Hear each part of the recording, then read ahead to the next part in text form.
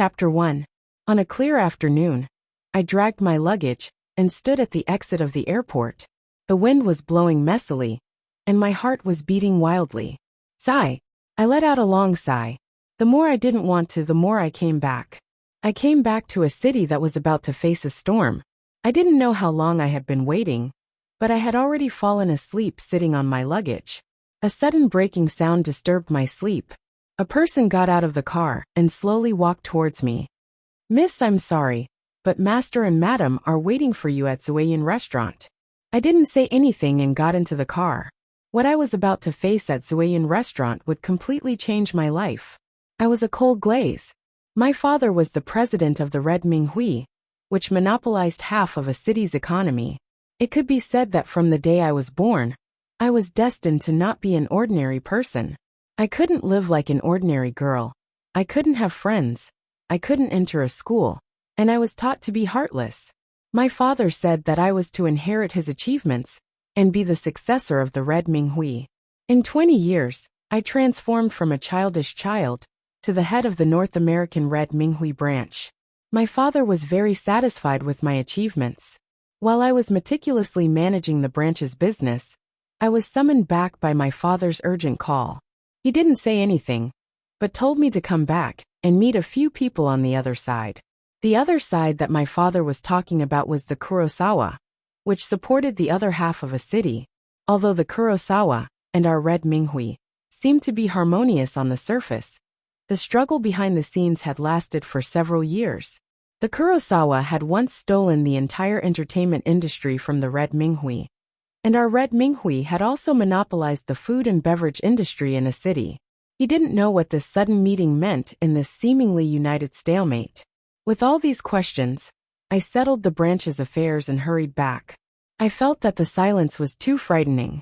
What came next was a storm that would catch everyone off guard. "Miss, we're here." The driver opened the car door, interrupting my thoughts. I got out of the car and walked into the lobby. As soon as he walked through the door, he saw the second master, Uncle Bai. "Ha ha ha ha, Shaoli, you've grown so big. You're finally back. Hurry up and go upstairs. Everyone's waiting for you." Uncle Bai smiled and walked towards me. "Uncle Bai, long time no see. Good child, let's go up." Uncle White pulled me to the second floor. "Uncle Bai, do you know why Dad called me back?" Unable to hold back my curiosity, I asked. "You'll understand in a moment.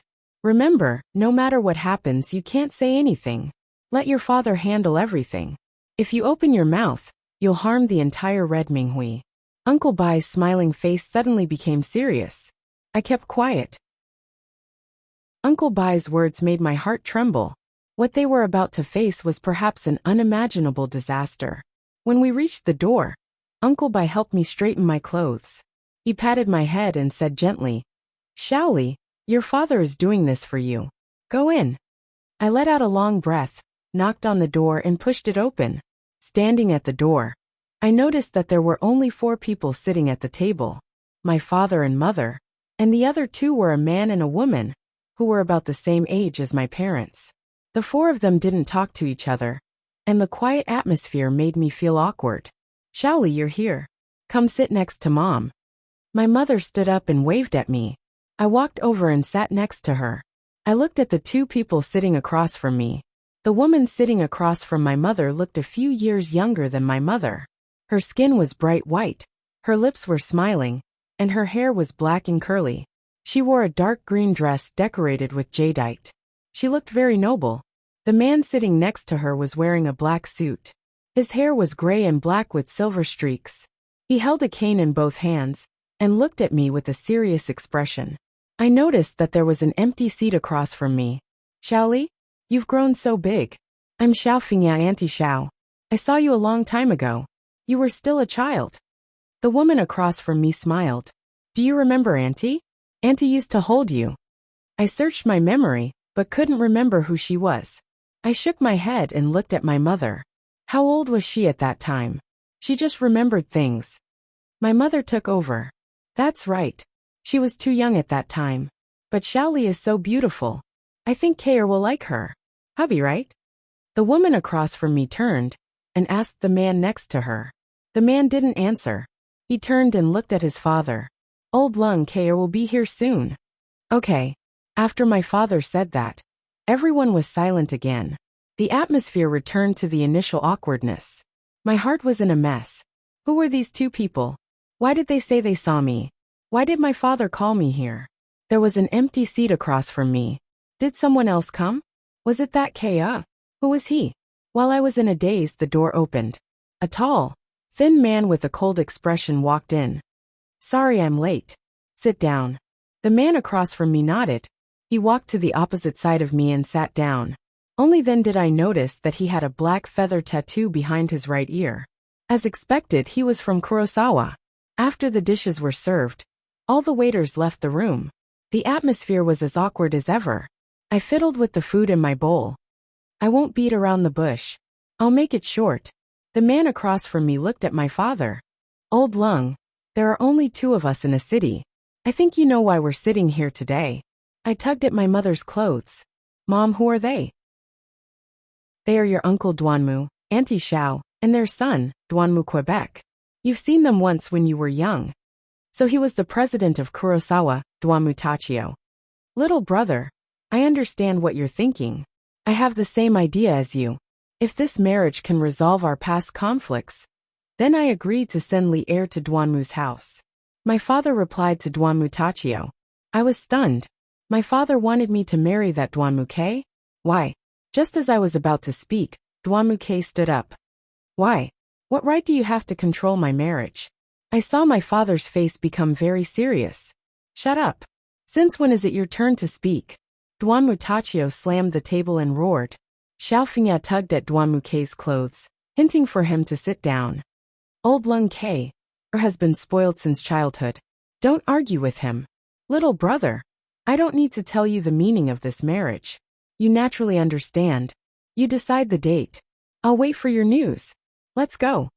My father and mother stood up and walked out the door.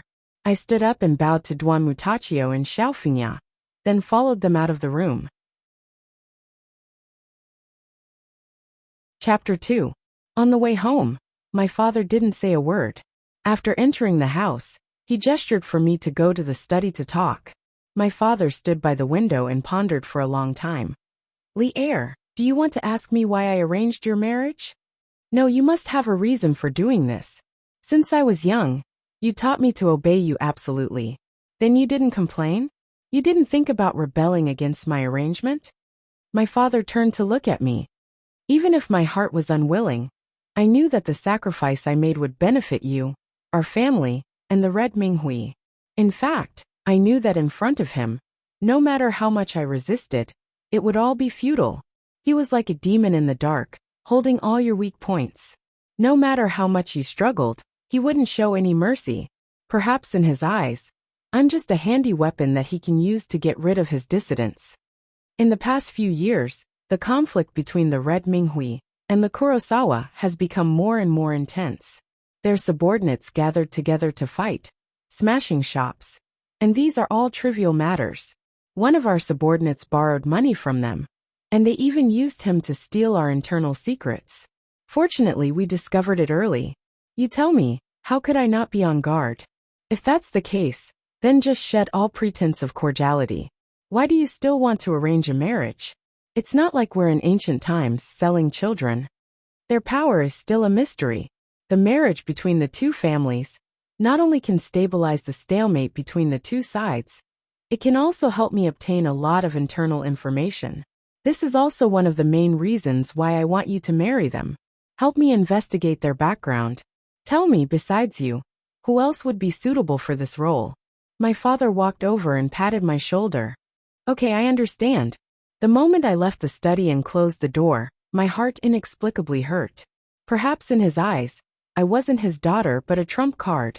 Returning to the bedroom, I collapsed on the sofa, my thoughts a mess. I was going to marry a strange man and enter a strange family. Behind that family was half of a city's Kurosawa. I was going to face a lot of unpredictable dangers. I was going to fight alone, no longer have a family to back me up, and no capable assistance at my disposal. Dang dang dang. Is Leah there? Mom's coming in. My mother pushed the door open and entered. Looking at me, she sat down beside me. Child, do you hate your father? I shook my head. Mother rubbed my head affectionately. Arlie Air has grown up. There are many things that you need to face alone. You have sacrificed yourself. Mother knows that you feel wronged in your heart, but you don't want to say it out loud. But which girl doesn't want to find a man she loves to spend the rest of her life with? Silly child, you don't have to shoulder everything alone. You still have us. Feeling the warmth of his mother's palm, compared to the coldness in his heart, this trace of warmth was enough. Don't worry, I won't let you worry. I know what I should do. Looking at his mother's relieved smile, he suddenly felt that everything was worth it. She talked a lot with her mother about the things that happened in America and her plans for the future. Before she knew it, it was already nighttime. You have a new message. A message came from my phone. I picked up the phone. After reading it, I sneered. What's wrong? Mother asked. Nothing, I'm going out. Picking up my coat, I walked out of the house. There was a message from an unknown number on my phone. There were only 6 words. Shallow bar, Douanemou, Quebec. I was very surprised by Douanemou's actions. Based on my understanding of him, he definitely didn't ask me to meet for a simple chat and wine tasting. Then I have to meet him and see what kind of person he is. Shallow Bar is a highly profitable entertainment place under the Kurosawa. On the surface, it doesn't look any different from a normal bar. But it is rumored that a lot of shady deals are done in private. Douanemou invited me to their place, so they will definitely treat me well. When I reached the bar, I pushed open the door and walked in. A waiter greeted me. Hello, do you have a reservation? I'm looking for Douanemou, Quebec. Miss Lung, please follow me. The waiter led me to a booth in the corner of the bar. There were a total of 5 people sitting in the booth, 3 men and 2 women. The few of them gathered together and chatted while drinking and laughing. Douanemou was sitting in the middle of the booth. The 2 women sat beside him and nestled in his embrace seductively. The 3 of them were chatting and laughing. Oh, isn't this Miss Lung? You took your time, did you crawl here? Douanemou saw me and his words were full of sarcasm. What business do you have with me? I ignored his sarcasm and directly asked him why he called me here. I don't have any business with you. Since you don't want to get married, I want to take you out on a date and have some fun with you. Ha ha ha. I really didn't want to see Douanemou's evil face. Young Master K, is this the fiancée you were talking about? She's too lousy, she's not worthy of you. A woman nestled in his arms glanced at me. That's right, that's right. She's not even as good as us. Young Master K, why don't you marry us too? Another woman echoed with a smile. Douanemou looked at me and sneered. You? Compared to her, you're nothing. How can sluts like you compare to Miss Lung's worth? Right, Lung? Bang. Lee. I walked around the coffee table and grabbed a bottle of wine. I sat in front of Douanemou and looked into his eyes. The distance between us was only 1 centimeter. I could even feel the frequency of his breathing. I opened the bottle and drank the wine in one gulp. I wiped the corner of my mouth, looked into his eyes and asked, Tell me, how do you want to compete? Good, very good. Douanemou clapped his hands and looked at me. He used his index finger to lift my face. As expected, a righteous face is much better looking. It's a pity that you have such a beautiful face. If you weren't a red Minghui, I might not hate you so much. Since you're so tactful, then I won't let you lose too badly. Do you know Killer? I shook off his hand and stood up. Anything is fine. Don't be so sure about winning or losing. Okay, don't say it so early. If you lose, then take a nude selfie and post it online with the caption, I, Cold Glaze, am a slut fed by Douanemou, Quebec. How about that? I could feel Douanemou's eyes were about to swallow me up. It was very uncomfortable. What if you lose? I asked. Douanemou stood up. Ridiculous, how can I lose? Okay, if I lose, I'll ask my father to cancel the engagement and sign a contract with your red Minghui. The contract will be as effective as the engagement. How about it? You don't have to marry me to get the result you want. Isn't that the result you want? Chapter 3. I'm sorry, but I don't have any interest in this so-called deal. If you lose, then chop off your hands and feed them to the dogs, I coldly replied. Ha ha ha, alright then it's decided. Don't go back on your word if you lose. Duanmukei's words were filled with shock. He probably didn't expect me to be such a cold-blooded person. The engagement wasn't important anymore. What was important was that I used the identity of Duanmukei's wife to fight my way into the Kurosawa. I will become the Red Minghue's most useful weapon against the Kurosawa. The girl sitting to Duanmukei's left said, Young Master K, isn't this bet a bit too much? What if we lose? With a slap, Duanmukei heavily slapped the woman's face. She fell to the ground.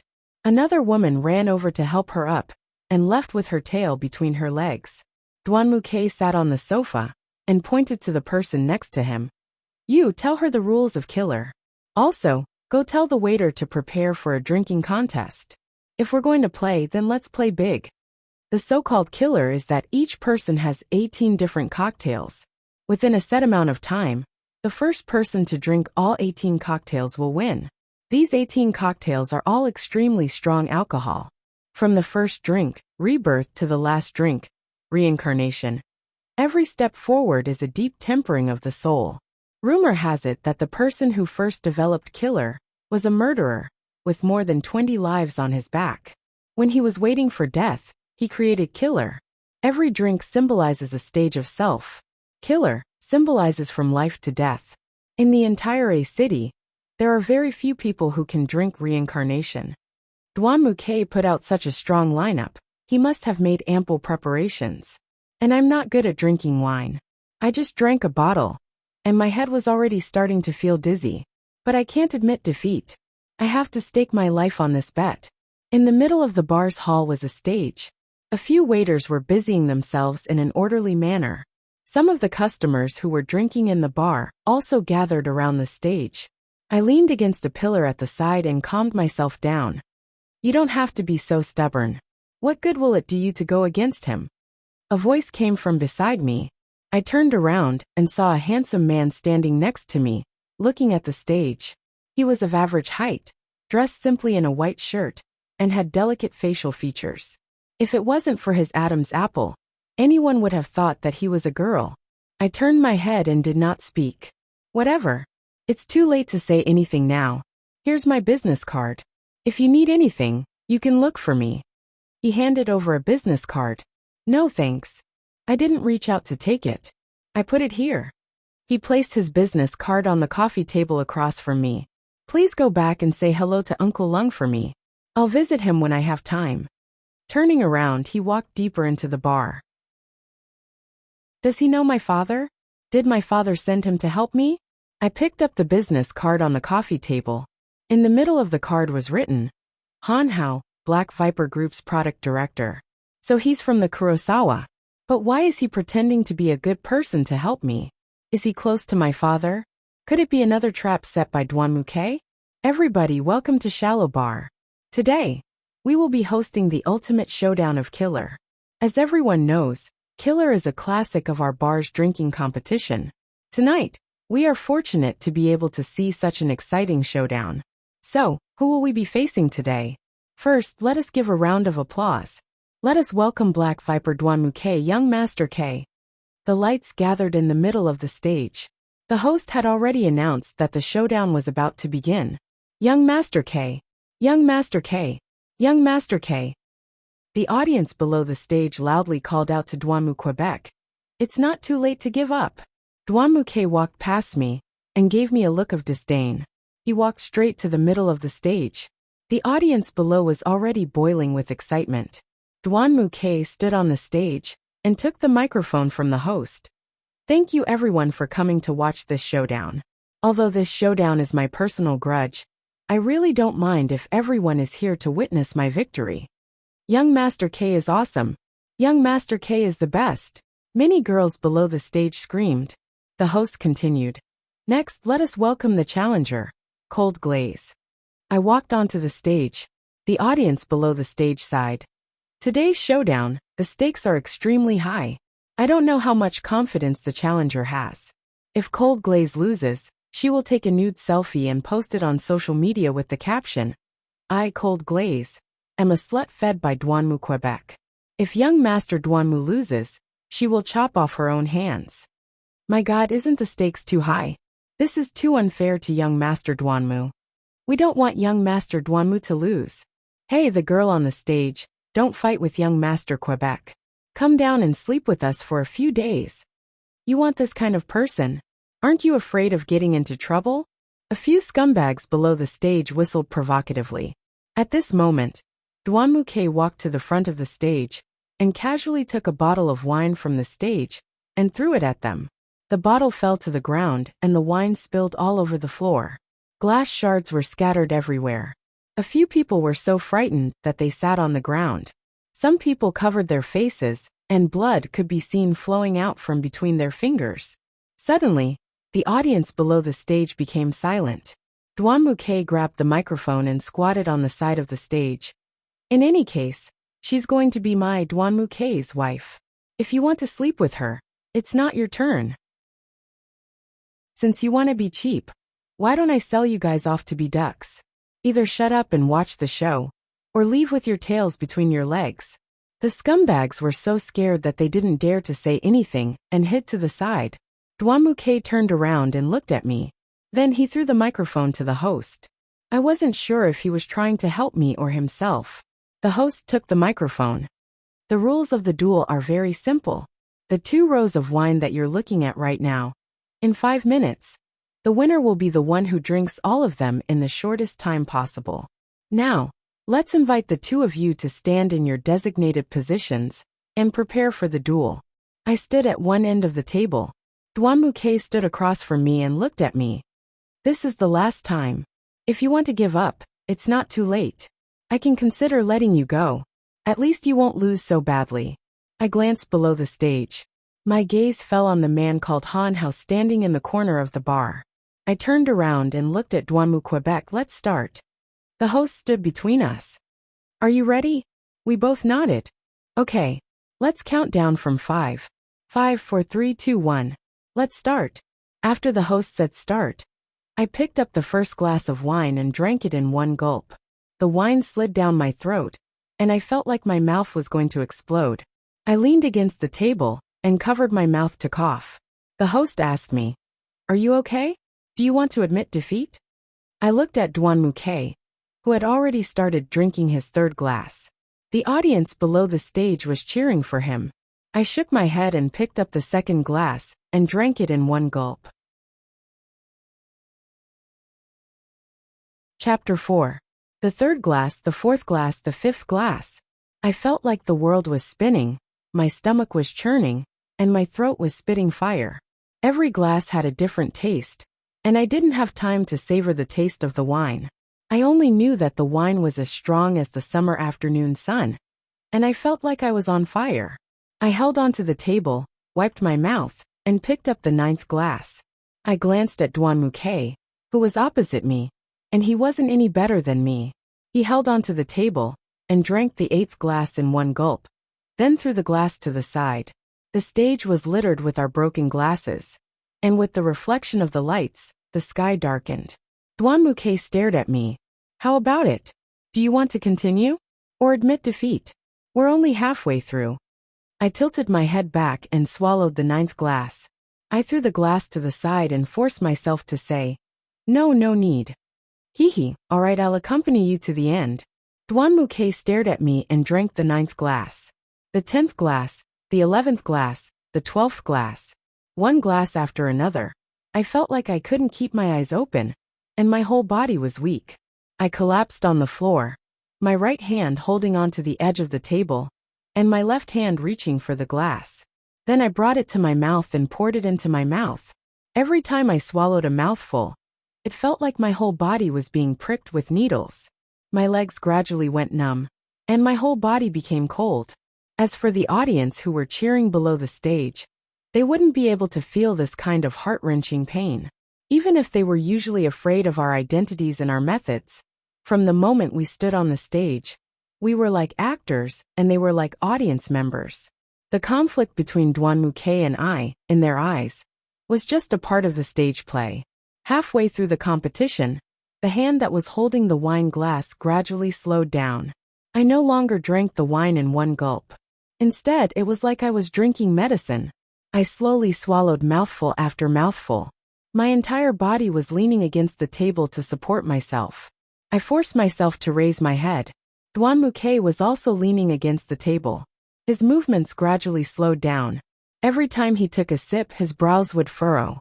It seemed that he had reached his limit. The audience was in an uproar, and I could no longer hear what the people below were shouting. The only thing that kept me from falling was that I had to win. Whether or not I could chop off Duan Muke's hand was no longer important. The current me didn't have any strength to resist. Only by winning would I be able to fall and have a moment of rest. At this time, there were only 2 cups of samsara left on the table. One for Duan Muke, and the other for me. Samsara, is it true that after drinking this cup of wine, I can be reincarnated? In that case, I hope that in the next life, I can be an ordinary person, do what I want to do, and marry the person I like. I forced myself to stand up and grab the cup of wine, although I felt that I couldn't swallow anything else. But in order to win against him, in order to preserve my dignity, I had to force myself to drink it. I picked up the cup and drank it in one gulp. Then I slammed the cup to the ground. What happened? 2 people at the same time. No way, how could there be such a coincidence? The audience's voices could be heard from the stage. Could it be that I didn't win, but I was the one who smashed the cup first? Duan Muke won? I looked at Duan Muquebec. He was also leaning against the table and looking at me. It turned out that when I smashed the wine cup, Duan Muke also drank the last cup of wine and smashed the cup. Both of our cups fell to the ground at the same time. It was impossible to tell who came first. The host acted as if it was the first time he had encountered such a situation. He stood there, not knowing what to do. The audience sighed, but no one dared to stand up to determine who won and who lost. I felt dizzy. I sat on the ground, leaning against the table. My consciousness was getting fainter and fainter. At this time, I felt someone run to my side, and a coat was draped over my shoulders. I forced myself to open my eyes, and saw a delicate face.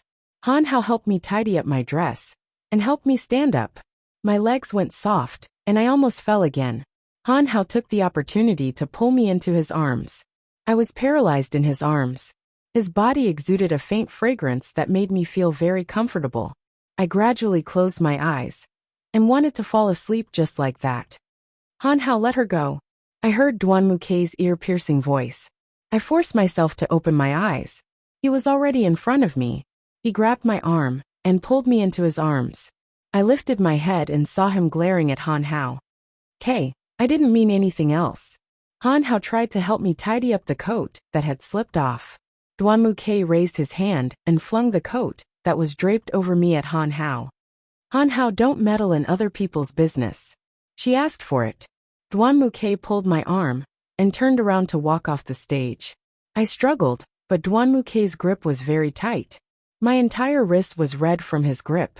I used the last of my strength to push Duan Muke away. He lost his balance and took 2 steps back. I turned and grabbed Han Hao's hand. My head went dizzy, and I fell again. Han Hao hugged me, and I held onto Han Hao's arm tightly. I said weakly, "Take me away." Then I lost consciousness. I didn't know how long I was in a daze, but I gradually opened my eyes. My head hurt so much that it felt like it was going to explode. I looked around. It was a familiar room with familiar decorations. I was already home. Just then my mother pushed the door open. Seeing that I was about to sit up, she quickly ran over to help me up. She poured me a glass of water and handed it to me. "You're awake. You scared your mother." My mother touched my forehead. "It's okay, Mom. How did I get back?" "When I was waiting for you at home, someone knocked on the door. Auntie Wang told me that you were back, and that there was a boy with you. I ran over and saw that it was Han Hao. I saw that he was holding you. You were unconscious in his arms, and you reeked of alcohol. I quickly asked him to bring you to your room. So it was Han Hao who brought me back. It seemed that he was a reliable person." "Mom, did he leave?" "I don't think so. After he settled you down, he went downstairs to the study to find your father." "Huh. He knows my father. His father and your father are good friends, but they rarely interact. His family has always had business dealings with Dwanmukei's family. As expected, he was Kurosawa. Since his father and my father were good friends, he wouldn't torture me like Dwanmukei did. I could even trust him. I got off the bed and put on a jacket. When I looked up, I saw that Han Hao had draped the jacket over my shoulders. I picked it up. "Mom, I'm going downstairs to take a look." "Go." I walked to the study. The door was half open. Through the crack, I saw Han Hao sitting across from my father. The two of them were talking and laughing. The atmosphere was harmonious. I knocked on the door. "Dad, it's me." Chapter 5. Come in. I pushed the door open. Han Hao turned around and saw me. He stood up and walked towards me. He touched my forehead with his hand. "How are you? Are you feeling better? Thank goodness you don't have a fever. When I brought you back, your face was very hot. Thank goodness you didn't catch a cold." Han Hao's hand was very warm. I didn't shake off his hand. "Oh, I'm fine. Li-er, this is Han Hao. His father is my friend. Although they live in Kurosawa, they can be considered old friends of mine. You don't have to be so hostile. Besides, how helped you before?" My father sensed my doubts. It turned out that while I was asleep, Han Hao had already told my father everything that had happened at Shallow Bar. "Uncle Lung, you're joking. This is what I should do. It's getting late. I should go back." Han Hao glanced at his watch and turned to look at me. "How about I ask Xiaoli to walk me to the door?" Okay. When you have time, you must bring your parents over to play." Han Hao smiled and nodded. Then he pulled me out. The night wind was still a little cold. I couldn't help but pull on my jacket. Han Hao walked silently beside me. I looked at him sideways. I didn't know if it was because of the alcohol or the effect of the moonlight, but I suddenly felt that Han Hao's delicate face was very beautiful. Han Hao suddenly turned his head. When he saw my infatuated expression, I immediately turned my head away. "What are you looking at?" Han Hao asked with a smile. "The moon is really beautiful today." I randomly made up an excuse. "That's true. Yuan." I suddenly stopped and handed his jacket to him. "This is your jacket. Thank you for helping me out. Also, thank you for taking me home." He took the jacket and looked at it. He lowered his head to look at me and said, "Miss Lung, this jacket reeks of your alcohol. Don't you plan to wash it and then return it to me?" My face started to burn when I heard what he said. I reached out to grab my clothes back, but I hadn't expected him to be so strong. The inertia from the rebound made me fall into his arms. In an instant, I felt the air around us freeze. I leaned against Han Hao's chest quietly. I could feel his heartbeat. It was slow but strong. I could smell the faint fragrance of his body. Han Hao didn't push me away. We just stood there leaning against each other. A gust of wind blew past, and I subconsciously leaned into his embrace. Han Hao supported my head with one hand and hugged my waist tightly with the other. He stroked my long hair lovingly. I lifted my head from his embrace and looked into his clear eyes. I saw my own reflection in his eyes. At that moment, I suddenly felt that I might have feelings for him. He held my face in his hands and looked into my eyes. I didn't know what he was thinking. His face slowly moved closer to me. I gradually felt his breath. "He's not going to kiss me, is he?" My heart was in a mess, but I didn't push him away. His face was getting closer and closer. I closed my eyes. Just then, Han Hao suddenly pushed me away and turned to the other side. I opened my eyes and looked at his back. "I'm sorry, Xiaoli. I didn't do it on purpose." Han Hao's back was still facing me. He didn't turn around. "It's nothing." I felt strangely disappointed. I didn't even know why I was disappointed. Han Hao suddenly turned around and hugged me tightly. Before I could react, his lips were deeply pressed against mine. The wind blew quietly. I couldn't hear any sound. He stopped and held my face. His eyes were full of love. I felt that he had a lot to say to me. However, he didn't say a word. He turned around and disappeared at the end of the street. Time flies. Ever since that day, I haven't seen Han Hao again. Duanmu's family had set the wedding date for a month later, in late summer and early autumn. The whole family was nervously and orderly preparing for the wedding. I was very calm about this marriage that I didn't have any expectations for. Dwanmuke and I's wedding photo shoot went smoothly. Maybe it was because of what happened at the bar. He seemed to be like me.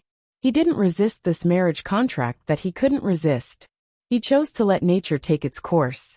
Or maybe he was waiting for an opportunity to change everything. Every time I walked past the corner of the stairs, I could see Dwanmuke and my wedding photo. That stiff style and that unnatural smile were particularly dazzling.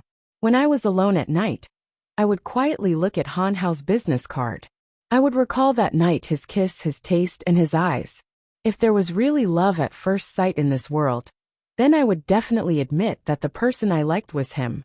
Sometimes I would think how great it would be if Han Hao and Dwanmuke swapped identities. At the very least, I could marry someone I liked, and not someone who shared a bed with a different dream, because of any conflict of interest.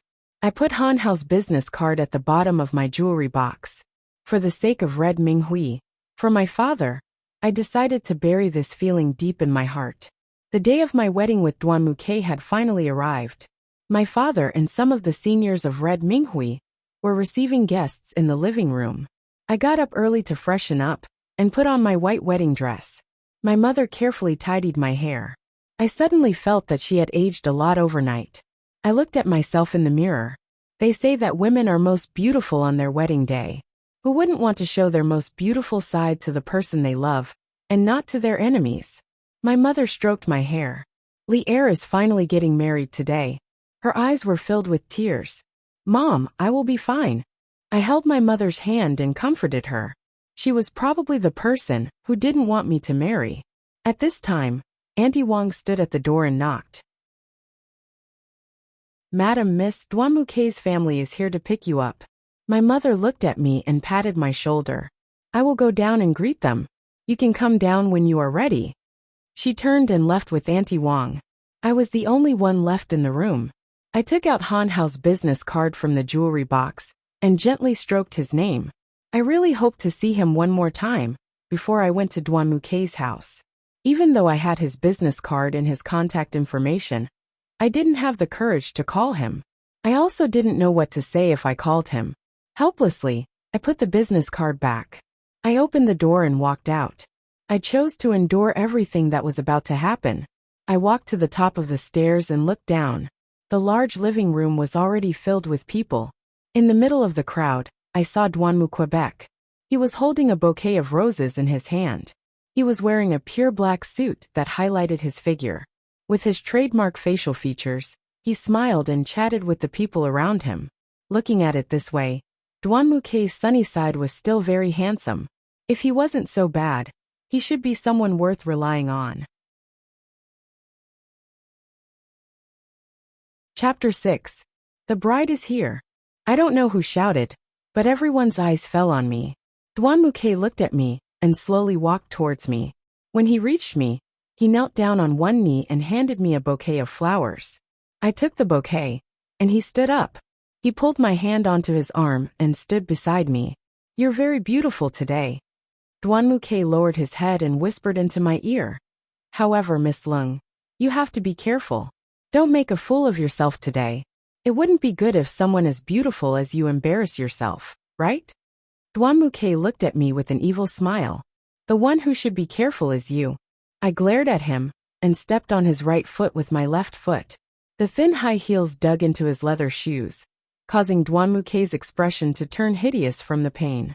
Beads of sweat appeared on his forehead. He couldn't help but crouch down. I ignored him and walked downstairs. When he saw that I was already walking downstairs, he immediately stood up and ran to my side. He placed my hand on his arm. We greeted our friends and relatives with fake smiles and got into the wedding car. On the way to the wedding venue, Dwanmuke and I didn't say a word. When I arrived at my destination, there was still some time before the wedding. I walked around the venue aimlessly, dragging my long dress behind me. The entire venue was like a meeting of the underworld. Half of them were people from the Red Tea Society that I was familiar with, and the other half were people from the Black Nightmare Society that I had met for the first time. Glancing around, I inadvertently saw a tall boy standing at the back of the venue. He was pointing at a few people and saying something. His back was very similar to the person who had appeared in my mind before. I walked up to him and tapped his shoulder lightly. The moment he turned his head, my heart skipped a beat. It was still that delicate face and the same pair of clear eyes. Han Hao turned and saw me. His eyes were filled with surprise at first, but then they became very gentle. I looked into his eyes, and my heart was filled with emotions. While I was thinking about you, did you also think about me? Congratulations. After a long pause, Han Hao finally opened his mouth to say these 3 words. I instantly woke up from my dream. Thank you.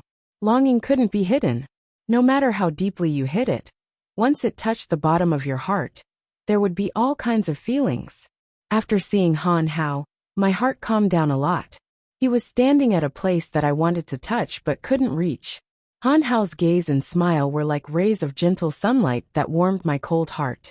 Miss Cold Glaze, please come to the greenhouse when you hear the broadcast.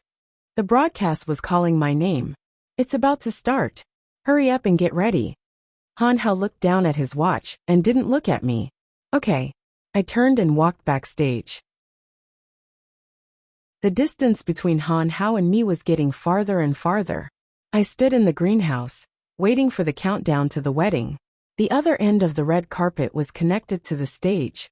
Duan Muke stood at the side of the stage with a serious expression. All the relatives and friends had already taken their seats. Han Hao sat at a table on the Kurosawa side. 5, 4, 3, 2, 1. The wedding officially began. After the host gave a simple opening speech, Duan Muke stood in the middle of the stage. The audience applauded.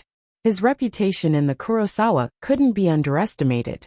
Although Duan Mutachio was the boss of the Kurosawa, and Duan Muke was his son, it was rumored that Duan Muke didn't completely rely on his father's influence. Instead, he used his own methods to accumulate popularity in the Kurosawa. A portion of people had already volunteered to follow him. The wedding went according to the prearranged procedure. It went on in an orderly manner until we raised our glasses and drank together. The entire venue boiled over again. After the wedding, it was the signing ceremony for the marriage contract agreement. My father and Duan Mu Lixiong signed the agreement that they had previously discussed on the spot. According to the agreement, the Red Tea Society and the Black Nightmare Society would maintain a state of peace from the moment the agreement was signed. If either party broke this state, they would have to give up 30% of their own shares. If either side gave up on the marriage and went through the relevant procedures to dissolve the marriage, the agreement would immediately become null and void. The agreement was like 2 sets of shackles. It didn't bind our respective forces. Instead, it sacrificed Duan Muke and I in exchange for a win-win situation for both forces. Then a few business agreements were signed. Duan Muke's parents and my parents were smiling like flowers. I think this was the situation they wanted the most. After the wedding ceremony, it was time for the wedding banquet. According to the rules, Duan Muke and I had to change and go downstage to toast with our friends and family. When I went backstage, I grabbed the clothes rack and didn't know what to change into to toast. At this time, Duan Muke walked up to me. He took a pink strapless gown from the rack and handed it to me. I held the gown and looked at him. You want to wear this? Yes. He turned and walked out. Isn't it too long? I muttered softly. Duan Muke turned and glanced at me. Then he walked out. I thought for a moment. Forget it. Since he picked it, I'll wear it. After changing, I looked at myself in the mirror. I looked pretty good. I thought Duan Muke had good taste. The gown was a little too big, but it didn't affect anything. I just had to be careful. I tidied up the hem of my dress and walked out with a glass of wine. Duan Muke was standing at the door. I tapped his arm. He turned and looked at me. He looked me up and down. Let's go. I followed him and started to toast table after table. Halfway through the toast, Duan Muke's face became redder and redder. I didn't know if he was really stupid or just pretending to be stupid. When someone toasted him, he drank a glass. After half of the banquet, he drank a lot. I held his arm. No matter how much I hated him, I had to continue acting. At this time, we arrived at a table on the Kurosawa side. The people at the table stood up. Someone next to me tapped my shoulder. Then I saw that the person standing next to me was Han Hao. I was so focused on supporting Duan Muke that I didn't see him. It turned out that we had arrived at his table. Han Hao smiled at me. Haha, so you guys are sitting here. I was wondering why I didn't see you for so long. Duan Muke shook off my arm and put it on the shoulder of the guy next to him. Duan Muke, congratulations. You entered the tomb of marriage earlier than us. Brat, you're good. The guy Duan Muke put his arm on laughed. Don't laugh at me. Come. Let me introduce you. This is your future sister-in-law, Cold Glaze. Duan Muke's voice suddenly changed. Let me tell you a secret. She's the future head of the Red Ming Hui. She's not to be trifled with. You drank too much. Han Hao walked around me to support Duan Mu Quebec. I knew he was helping me out.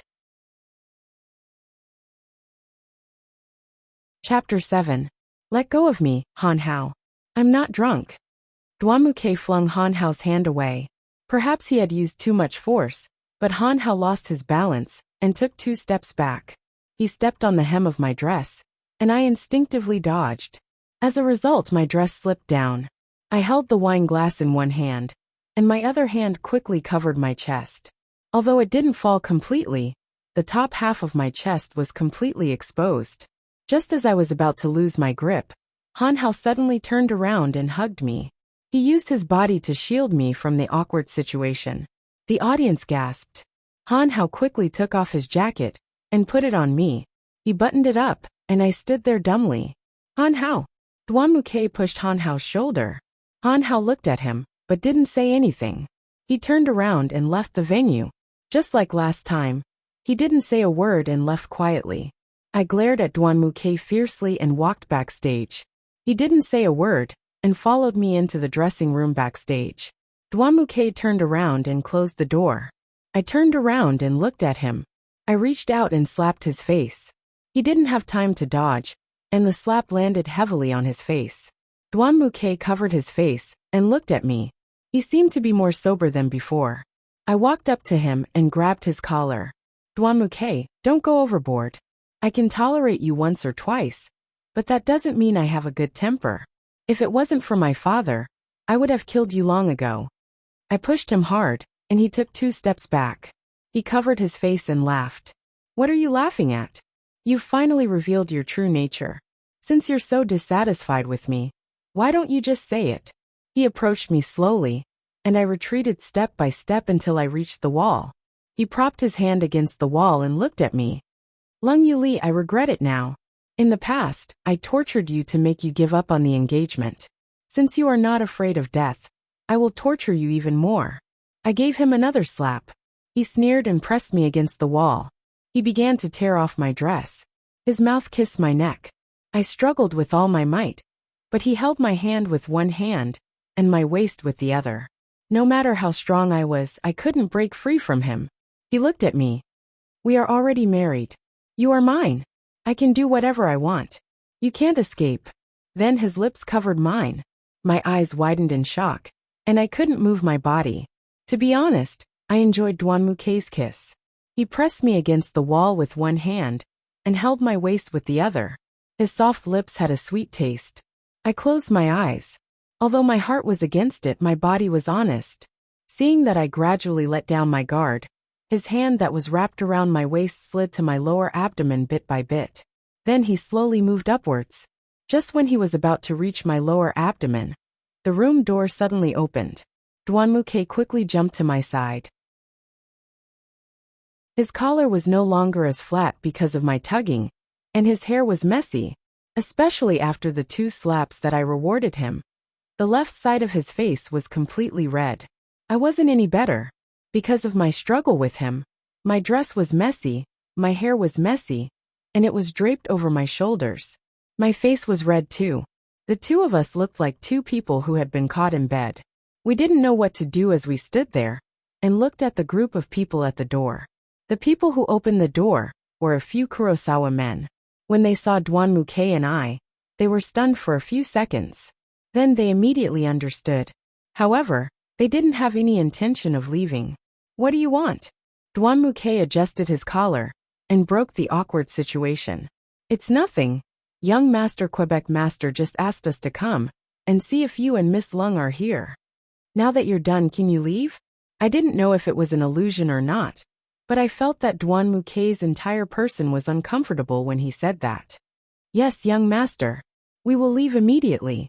The men nodded and bowed as they left the room and closed the door, leaving the two of us at a loss. I looked in the mirror and adjusted my dress. I was still wearing Han Hao's jacket. Touching his clothes, I could still smell the faint scent of his body. Thinking about how he had helped me out and protected me time and time again, and thinking about his tender eyes, I couldn't help but laugh. Duan Mukei looked at my infatuated face and instantly darkened. Cold glaze, take off that jacket. I instantly woke up from my sweet dream. I looked at his tense face. Why? Why? Because you are my wife. You can't wear other people's clothes. Are you going to take it off or not? Duan Mukei saw that I didn't move, so he walked over to take off my jacket. I hugged myself tightly and didn't let him take it off. Duan Mukei saw that he couldn't take it off, so he tore it like a demon. The tearing sound was like tearing my heart. I couldn't stand it anymore and pushed him to the ground. Han Hao's clothes had been ruined beyond recognition. I took it off and looked at Duan Mukei. I threw the jacket at his face. Are you satisfied? Duan Mukei, if you don't like me, then let's just go our separate ways. We're husband and wife in name only. I'm not so naive as to think that I can grow old with you. So don't be so sure. I turned to leave, but Duan Mukei suddenly stood up and hugged me from behind. He threw me heavily onto the sofa, and I grimaced in pain. I struggled to get up, but his whole body was on top of me. I couldn't move. I reached out to hit him, but he held my hands down and stared at me without saying a word. Because I didn't have my jacket, my snow-white skin above my chest was exposed in front of him. He stared at me, and I couldn't break free from his hands. Duan Mukei, let go of me. I was a little anxious. He looked into my eyes and slowly lowered his head, inching closer to my chest. Duan Mukei, don't touch me. Get lost. I was really anxious. I felt a pain in my chest, and I couldn't help but scream. I felt my whole body go numb. My blood was flowing faster. My heart was beating faster, and my breathing was getting faster. After a while, Duan Mukei raised his head and looked at me. He pointed at my left chest and said, I planted a mark here for you. You can't escape. He moved away from me. I lay on the sofa alone, clutching my chest. After a while, I stood up and looked at myself in the mirror. There was a red mark that was slightly smaller than a coin on my left chest. My face instantly turned red. Isn't this the legendary strawberry plant? Chapter 8. I lowered my head and stood in front of the mirror. 10,000 alpacas were galloping in my heart. I couldn't describe this feeling. I wanted to throw a tantrum, but I couldn't. Suddenly, Duan Mukei hugged me from behind. I lifted my head and looked at the two of us in the mirror. Duan Mukei wasn't short. I had to wear high heels to reach his neck. His eyes weren't as gentle as Han Hao's. There was a trace of arrogance in his eyes. His skin was very good. Perhaps it was because he often took care of his skin, or perhaps he had lived a pampered life. His skin was very delicate, with a high nose and thin lips. Looking at it this way, he was still very good-looking. Duan Mukei hugged my waist and looked into my eyes in the mirror. He opened his mouth as if he wanted to say something, but no words came out. He let me go, and I turned to look at him with a puzzled face. He didn't look me in the eye and walked to the door. I thought to myself, what's wrong with him? Why is he hesitating? He took off his jacket and threw it at me. It almost hit my face.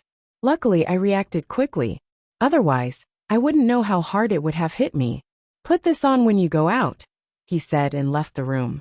The difference in attitude was too big. I didn't know which one was the real Duan Mukei. But after thinking about it, there wasn't much difference. They both liked to use violence. No matter if it was real violence or silent violence, one was torture, and the other was torture to the heart. I simply tidied up my clothes and put on Duan Mukei's jacket. I walked out of the room. There were still many friends and relatives who hadn't left yet. They gathered together and talked about everything. Our two families were busy greeting everyone. My father and mother were smiling brightly today. I hadn't seen my father so gentle in a long time. After greeting the last group of guests, Duan Muke and I slumped on the chairs. I was lying on the table. I didn't even have the strength to drink water. He sat across from me and fiddled with his phone. His face was full of impatience. "Li'er, we should go." I heard my mother's voice, and I lifted my head. My father and mother were ready to go back. I stood up. Mother gently stroked my face. "Remember to come back and see us when you go home." Then her eyes reddened again, and tears welled up in them. "Let's go. It's not like we'll never see each other again." The father comforted the mother and led her out of the hall. "My heart is empty. I will have to rely on myself for the path that I am about to take in the future." At this moment, Duan Muke's parents walked towards us. "Shaoli, pack up. We should go home." Duan Muke's mother held my hand and looked at me with a smile. In my opinion, Duan Muke's mother, Xiaofingya, was a very kind and amiable woman. When I found out that I was going to marry Duan Muke, I did a detailed investigation on his parents. When she was young, his mother was a famous actress. She was also the daughter of a famous family. Later on, she fell in love with Duan Mutachio and gave birth to Duan Muquebec.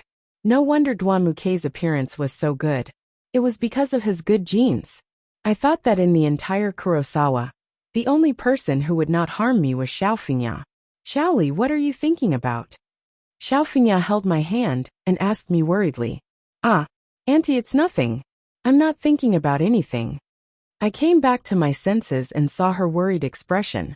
Instantly, I felt a warm feeling that was not unfamiliar at all. "Silly child, you're already married, yet you're still calling me Auntie. You should call me Popo, but Popo seems too distant. If you don't mind, you can call me Mom, okay?" Xiaofingya winked cutely at me. I couldn't control myself and laughed out loud. "And Mom, sorry, I'm not used to it yet." I awkwardly changed the way I addressed her. Xiaofingya looked at me awkwardly. Hearing me change the way I addressed her, she was very happy and smiled like a flower. Duan Muke couldn't sit still. He stood up with a disgusted expression and pointed at me and said, "Mom, are you kidding me? I'm your biological child, okay? Why do I feel like she's your biological child?" Don't mess around. Look at Shaoli, she's such a good child. I liked her from the first time I saw her. Xiaofingya said and hugged me. Her full breasts pressed down on me and made it hard for me to breathe. I felt that Duan Muke's gaze had already killed me 1,000 times. I didn't know how much he cursed me in his heart. I said helplessly, "Auntie, I'm a bit uncomfortable. Can you let me go first?" I felt that Xiaofingya definitely didn't hear me. I only felt that she was lovingly stroking my hair. "Mom, let her go." Duan Muke walked around the table and arrived next to me. He grabbed my arm and pulled me into his embrace. My face was filled with black lines. Xiaofingya covered her mouth and stood on the side laughing. The two of us stood on the side with a head full of question marks. "Mom, what are you laughing at?" Duan Muke stood there awkwardly. "I'm not laughing at anything. Aren't you very interested in her? Why are you pretending?" "I haven't finished speaking. Why are you pushing me?" Without waiting for Xiaofingya to finish, Duan Muke pushed her out. "Mom, are you okay? Go out and wait for us in the car. We'll be there in a bit." Duan Muke pushed Xiaofingya out of the hall. He let out a long breath, turned around, and looked at the stupefied me. The moment he turned his head, I suddenly felt that he wasn't that annoying. Actually, he was just a simple and straightforward big boy.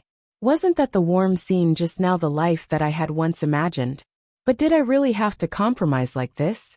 No, I couldn't have any feelings for him. No matter how outstanding he was, it would never be possible between him and me.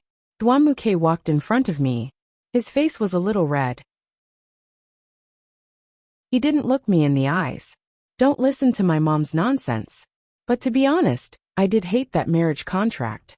I hated you. That's why I tortured you. I thought about resisting, but I still ended up here. So let nature take its course. I looked at him quietly. I had guessed these words before. Duan Muke was right. Let nature take its course. I only hoped that I could get the information my father wanted from Duan Muke's house. As long as I could contribute to Red Minghui, it would be enough. It's okay. I didn't want to be tied down by someone I wouldn't give my feelings to. I opened Duanmukei's gentleness to me in my mind. Confirm delete. Okay, let's go. Mom and Dad are waiting for us. I followed Duanmukei's footsteps to the entrance of the hall. I turned around and looked at the red carpet, the beautiful stage, and the neat tables. Everything that happened here was like a dream. Chapter 9. After leaving the venue, I followed Duanmukei into the car. We sped all the way to the Duanmu family's mansion. When we were about to reach the mansion's entrance, we saw a row of people standing there to welcome us from afar. The car stopped at the entrance and I got off. There really were a lot of servants. Xiao Fengya walked over and pulled my hand towards the front door. Master! Madam! Young master! Young madam! The people standing in line to greet us shouted enthusiastically. We walked through the front door and into the living room. Duanmu's home was decorated in a pure Chinese style. As soon as we arrived, Duanmu Tachio led a few people into a room. I guess that was his study. It should also be the place I investigated. Duanmukei walked into the living room in front of me and sat down on the sofa. He picked up a book on the coffee table and started to read, ignoring me. Xiao Fengya, on the other hand, didn't mind showing me around. Xiaoli, come. This will be your home from now on.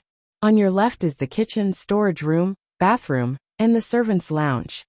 The room his dad just went into is the study, although he always works there, or sometimes uses it. If you want to look for information, you can go there. It doesn't seem appropriate for me to go, I said tentatively. She was stunned for a moment, then smiled and said to me, What's inappropriate? We're family. Come, let's go upstairs. With that, she pulled me upstairs. Aunt Xiao, you're back. A crisp voice reached my ears. I raised my head and saw a skinny girl standing there looking at me.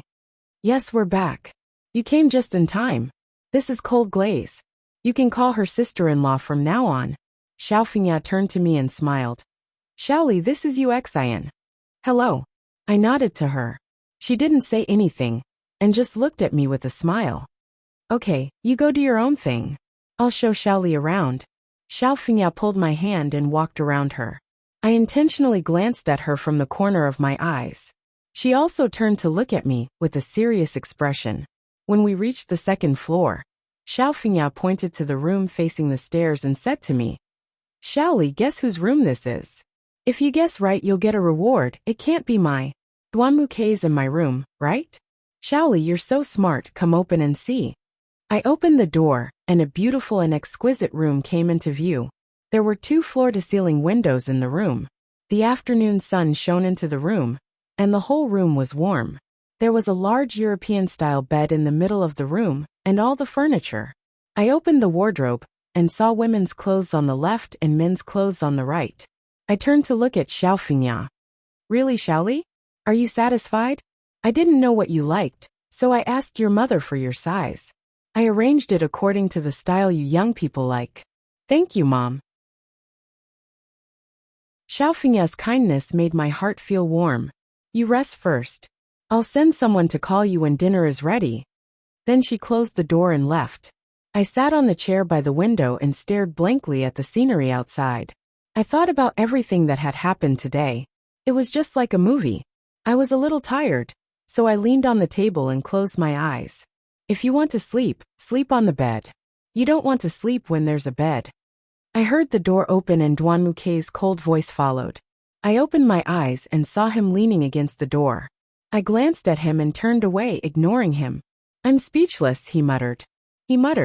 Then there was a series of footsteps. I ignored them. Suddenly I felt someone hugging my waist. I turned to look at Duanmukei, who was squatting down and trying to hug me. What are you doing?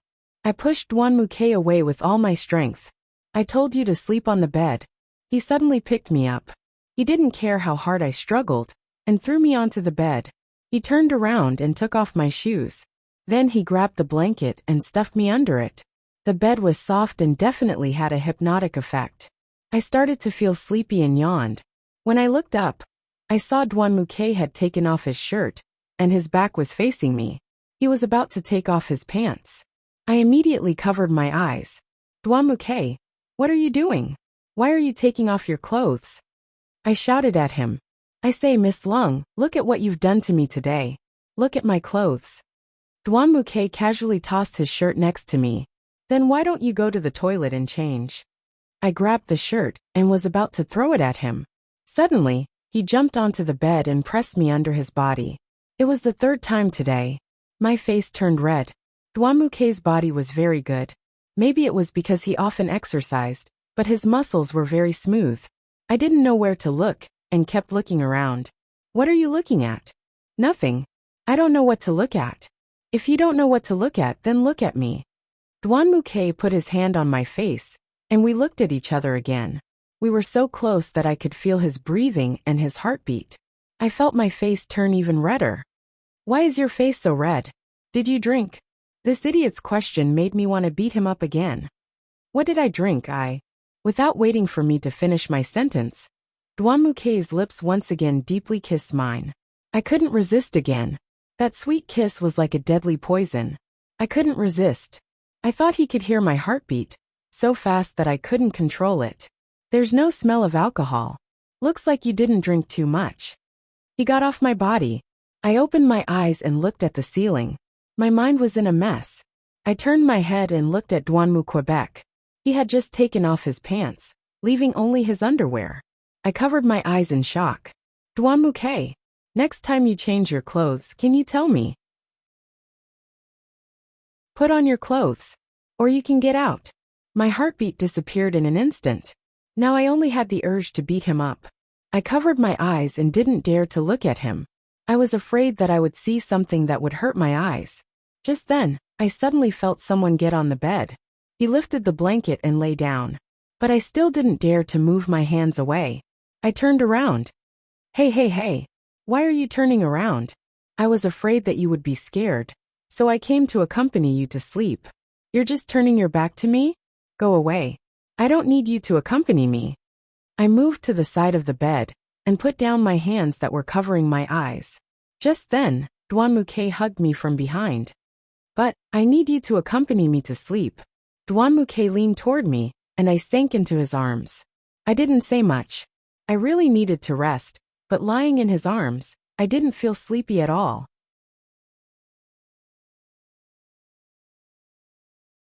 Chapter 10. Leaning against Dwanmuke's chest. I could feel his strong heartbeat and his soft breathing. I was tired from lying in the same position, so I turned around and saw Dwanmuke's handsome face. The way he slept was different from how he usually was. He was very quiet like a child. I studied his face carefully and was mesmerized. Actually, Dwanmuke and Han Hao weren't bad, but they had different personalities. One was quieter, while the other was colder. Just as I was thinking, he suddenly opened his eyes, which made me shiver. Why aren't you sleeping? Dwanmuke asked in a low voice. Oh. I couldn't think of a word to answer him. What oh? Go to sleep. Dwanmuke said, and pulled me into his arms. My face was pressed against his chest, and I could smell Dwanmuke's faint body fragrance. My hand was on his chest, and my delicate skin could feel the rise and fall of his breath. I didn't feel uncomfortable in his arms at all.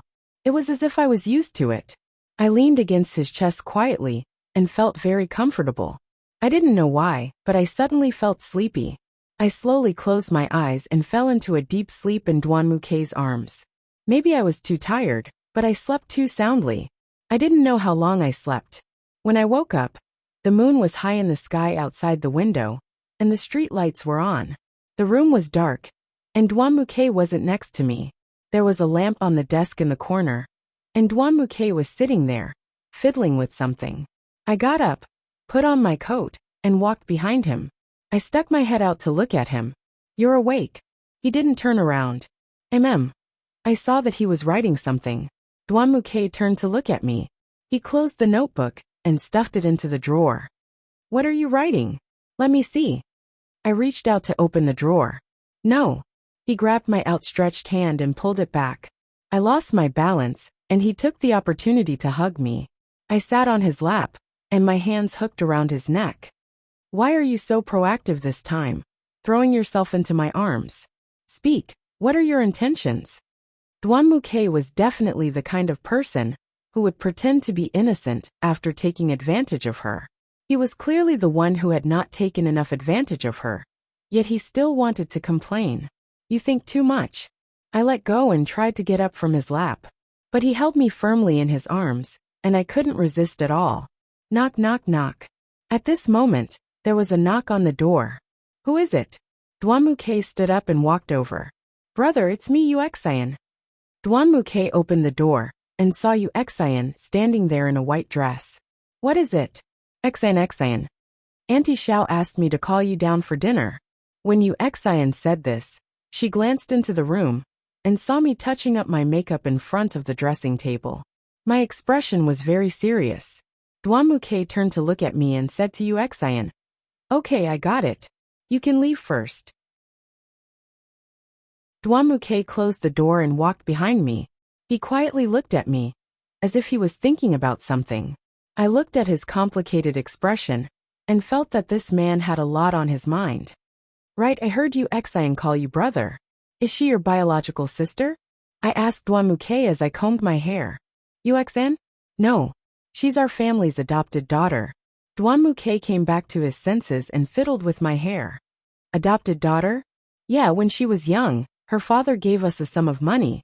In order to pay off the debt, he gave her to my family. When she came to my family, she was very young, about the same age as me. So we played together when we were young and grew up together. She always calls me brother, and I always treat her as a little sister. Oh. I nodded thoughtfully. What?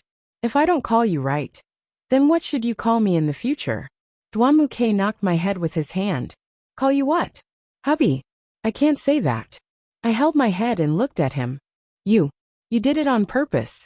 I don't care, think about it yourself. Let's go eat. Dwanmuke pulled me out of the room. The two of us walked to the dining room on the first floor. There was a table full of sumptuous dishes. Dwanmutachio and Xiaofingya were already seated. The two of them were talking and laughing. Sitting next to Xiaofingya, Uxian sat silently. Dwanmuke pulled me to an empty seat. Dad, Mom, we came down. Okay, let's eat. Dwanmutachio nodded. Xiaoli, you have to eat more. I don't know what you like to eat, so I asked the nanny to prepare more. Come try this fish. Xiaofingya casually picked up a piece of fish and put it in my bowl. Mom, don't give her food. She can get it herself. As Dwanmuke spoke, he picked up food and put it in my bowl. Not long after, the food in my bowl piled up into a small hill. I vigorously pushed Dwanmuke's thigh, telling him to stop. Li Xiong, did you see that? Kair has grown up. He knows how to take care of his wife. Xiaofingya smiled at Dwanmutachio. Yes, Kair's performance is not bad. Dwanmutachio also agreed. I stood up embarrassed. I picked up a prawn and put it in Dwanmutachio's bowl. Dad, you eat. I also picked up a prawn and put it in Xiaofingya's bowl. Mom, you eat too. I turned to look at Dwanmuke, who had an expectant look on his face. I picked up a prawn and put it in his bowl. Here, yours. No, it's missing something. Dwanmuke put the prawn back. Then he said to me, What's missing? Let's do it again. I immediately understood Dwanmuke's meaning. I picked up a prawn and put it in my bowl. In a coquettish voice I said, Hubby, eat prawn. When Dwanmutachio and Xiaofingya heard this, they also understood. Everyone laughed. Only Uxian kept a straight face as she ate. I picked up a prawn and put it in her bowl. Xian, eat more. I smiled at her. Thank you. Uxian didn't even raise her head as she ate. Xian, Auntie already told you. In the future, you have to call Xiaoli sister-in-law. Look at how good your sister-in-law is. Xiaofingya stopped smiling. Mom, don't talk about Xian. Hurry up and eat. Dwanmuke took over. At this time, Uxian raised her head and looked at Dwanmuke with a gratified expression. Mom, it's okay. I'm not familiar with Xian right now. It'll be better in the future. I tried to smooth things over. Xian's strange personality immediately attracted my attention. She was definitely hiding something deep inside her heart. Okay. Since Xiaoli said so, then forget it. Let's continue eating. I looked at Uxian, who was sitting across from me. She looked at Dwanmuke, then looked at me. Then she lowered her head and continued eating.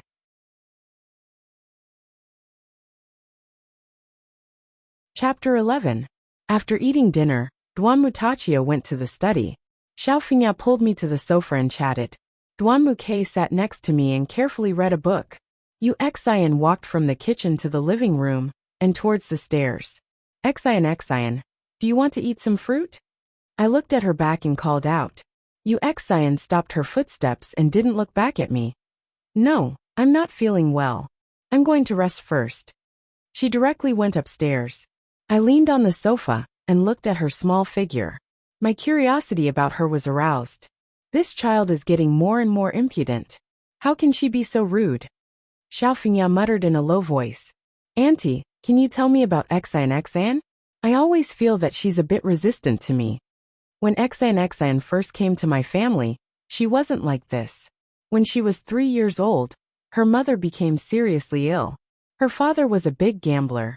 He would rather gamble than treat his wife's illness.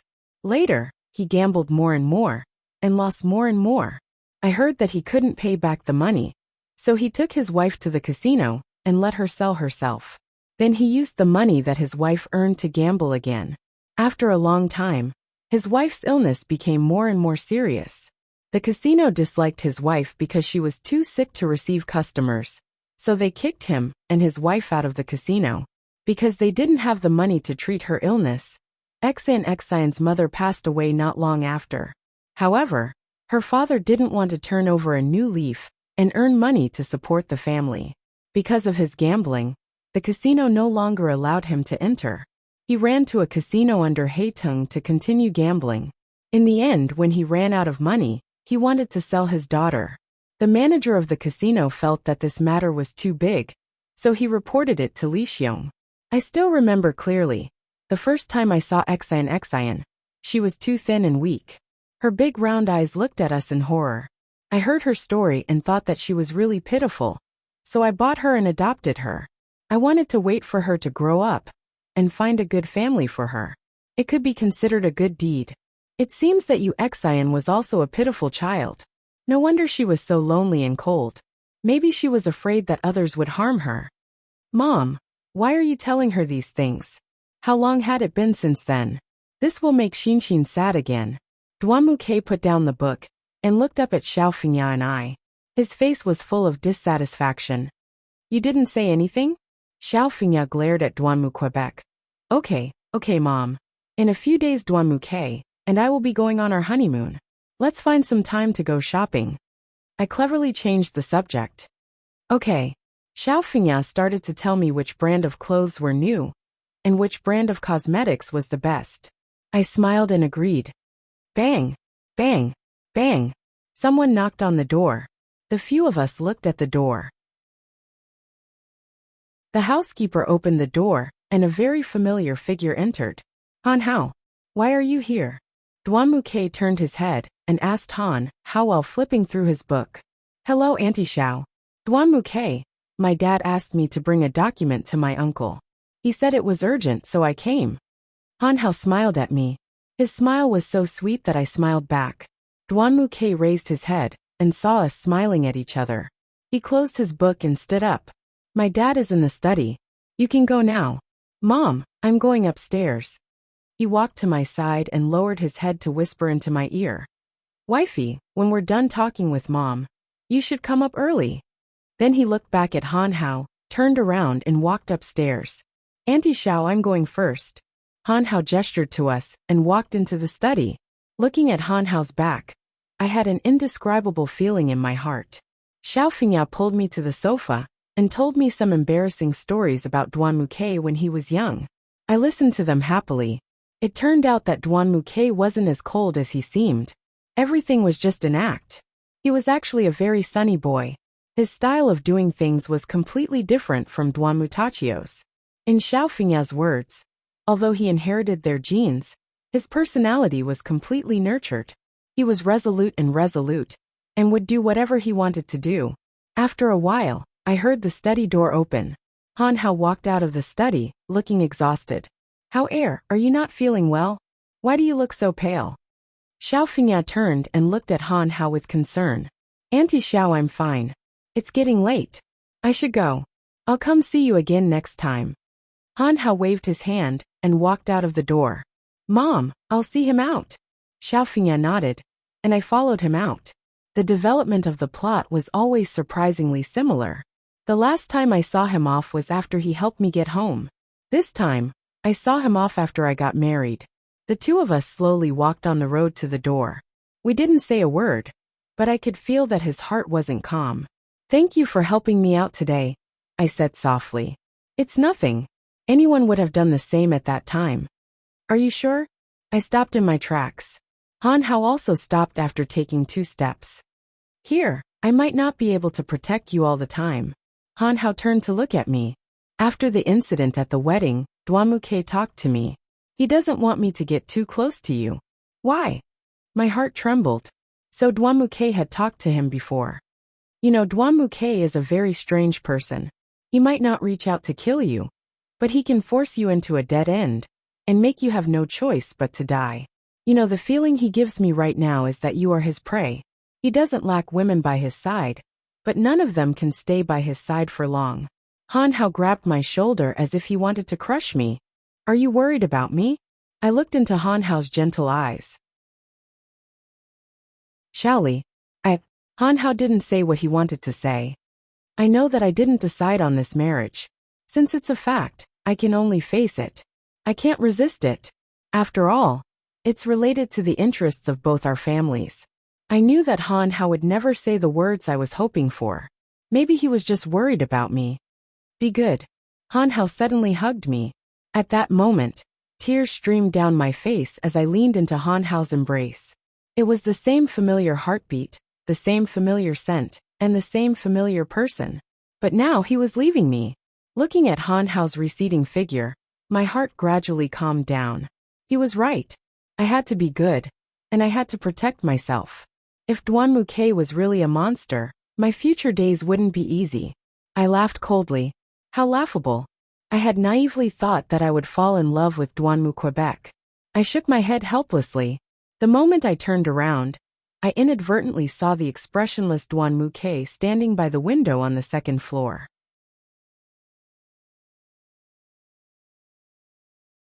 Chapter 12. Seeing Duanmuke, I was shocked. But then I saw his cold eyes, and thought about what Han Hao had said to me. Duanmuke probably thought there was something going on between Han Hao and me. I walked back into the house. Xiao Fengya wasn't in the living room anymore. I walked up the stairs to the door. My hand stopped as I was about to open the door.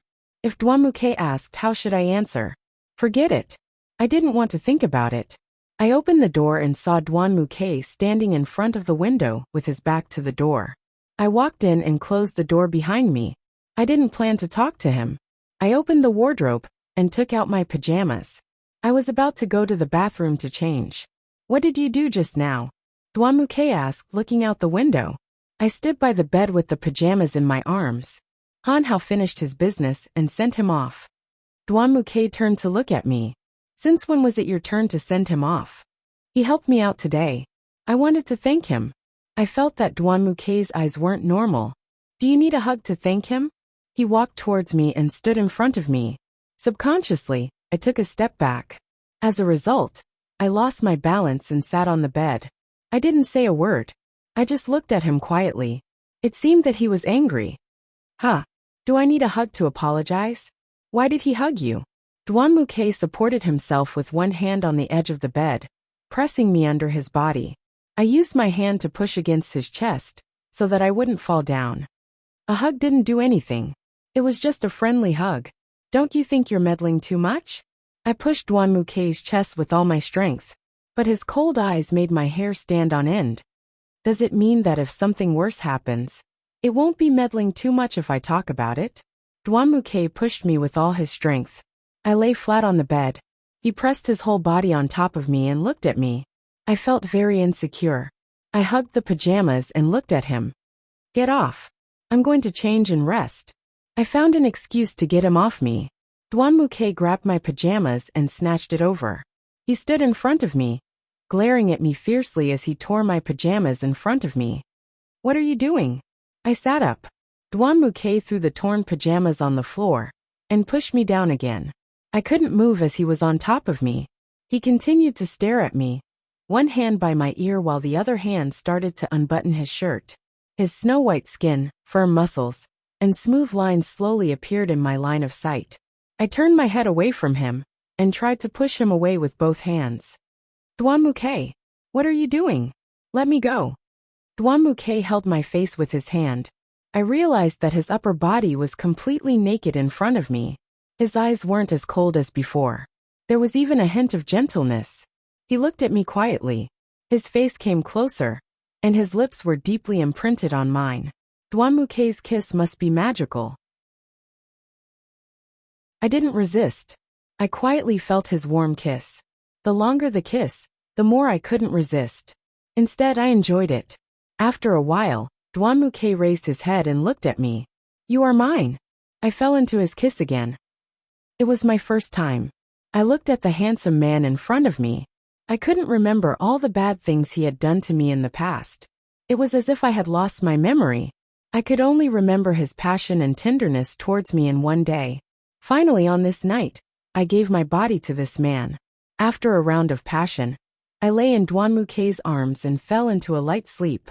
As I recalled the wonderful things that had just happened, I blushed shyly. Dwanmuke didn't fall asleep. He played with my hair. I didn't know what he was thinking. Shaoli, do you think I am a good man? Dwanmuke asked. I don't know. Then you are so relieved to give your precious first time to me? After listening to Dwanmuke's words, I didn't answer. Indeed, why did I have sex with him? If I had resisted, Dwanmuke probably wouldn't have forced himself on me. But we really had sex. Was it because it was part of the marriage agreement? Or was it because I had fallen in love with him? Shaoli, you should have heard what Han Hao said. Actually, I've slept with many women in the past. These women, other than throwing themselves at me, only had relations with me because of my family background. They simply thought that as long as they satisfied my sexual desires, they would have the right to have me, Dwanmuke, pamper them. But they were wrong. What I wanted was a treasure, not a tile. These women were not obtained through hard work. Even if they were in my bed, they could not be called my women. Dwanmuke cupped my face. At first, I thought you were like those women. You approached me with a purpose. When I found out that this marriage was established for the benefit of both families, I sympathized with you and hated you at the same time. So, I thought of ways to torture you. But your cold personality surprised me. When I saw how Han Hao helped you again and again, I suddenly became curious about you. So I am also your prey, right? I looked at Dwanmuke. Dwanmuke thought for a moment. Yes. I smiled. Haha. Then, do you think you have successfully hunted me? No, I can't see your heart. Dwanmuke cupped my face and kissed my forehead. He pointed at my chest with his finger. I pushed him away and turned my back to him. I fell into deep thought. Han Hao was right. Dwanmuke saw me as his prey. If he got me, I might become worthless. Suddenly, Dwanmuke hugged me from behind. He buried his head in my long hair. I didn't say anything. He hugged me tightly, as if he wanted to melt me into his embrace. Don't leave me.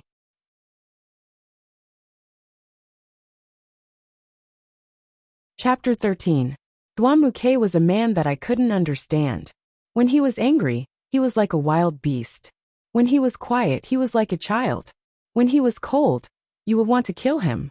But when I saw his gentle side, my heart couldn't help but soften. Dwanmuke hugged me tightly. He rubbed his face against my hair. I didn't resist. What was done couldn't be undone. I had already married him, and what had happened had happened. I leaned into his embrace, my hands resting on Dwanmuke's hands. He grabbed my hands and hugged me even tighter. Dwanmuke, what kind of person are you? I asked softly. You will understand me completely one day. Dwanmuke turned me over and laid on top of me. He buried his head in my neck. I hooked my arms around his neck and kissed him on the side of his face.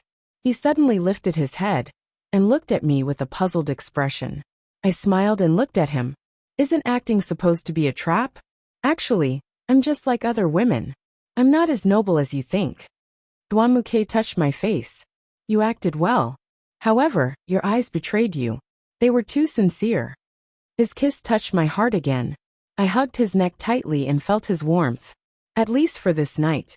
Please allow me to indulge myself and fall into Dwanmukei's arms. The morning sun was exceptionally warm. It shone through the glass window and warmed the bed. The sun was so bright that I couldn't open my eyes. I turned over and moved. I felt a hand gently stroking my hair. I opened my eyes and saw Dwanmukei's gentle eyes. You're awake. I moved closer to Dwanmukei's chest and closed my eyes again. Dwanmukei smiled and held me in his arms. He gently kissed my head. Bang! Bang! Bang! There was a knock on the door. Young master, young madam. Madam wants you to come downstairs for breakfast. It's time to get up. Mom's calling us for breakfast. Dwanmukei sat up and patted me. I rubbed my eyes and sat up. Dwanmukei got off the bed and stood naked in front of me. The image that burned my eyes instantly woke me up. Dwanmukei, put your clothes on. I turned my head away from the sight of such an unpleasantness. It's not like I haven't seen it before. Dwanmukei muttered. He moved his face closer and looked at me with a perverted smile. Do you want to take a shower together? My face darkened. I grabbed a pillow and threw it at his face. Get lost. Dwanmukei leaned to the side and didn't hit me. I couldn't take it anymore and threw the pillow at him a few more times. He easily dodged it. He looked at me with an evil smile and ran around the room naked. I was speechless. I lay on the bed and sighed. He wasn't as bad as I thought. After a long time, we went downstairs to the dining room. Dwanmutachio wasn't at the table. Xiaofingya and Yuexian were sitting there waiting for us. Mom, you must have been anxious waiting. You woke up late. Dwanmukei sat down and said to Xiaofingya, It's okay. How did you sleep last night? Xiaofingya asked me with a smile. I slept well. My face flushed a deep red.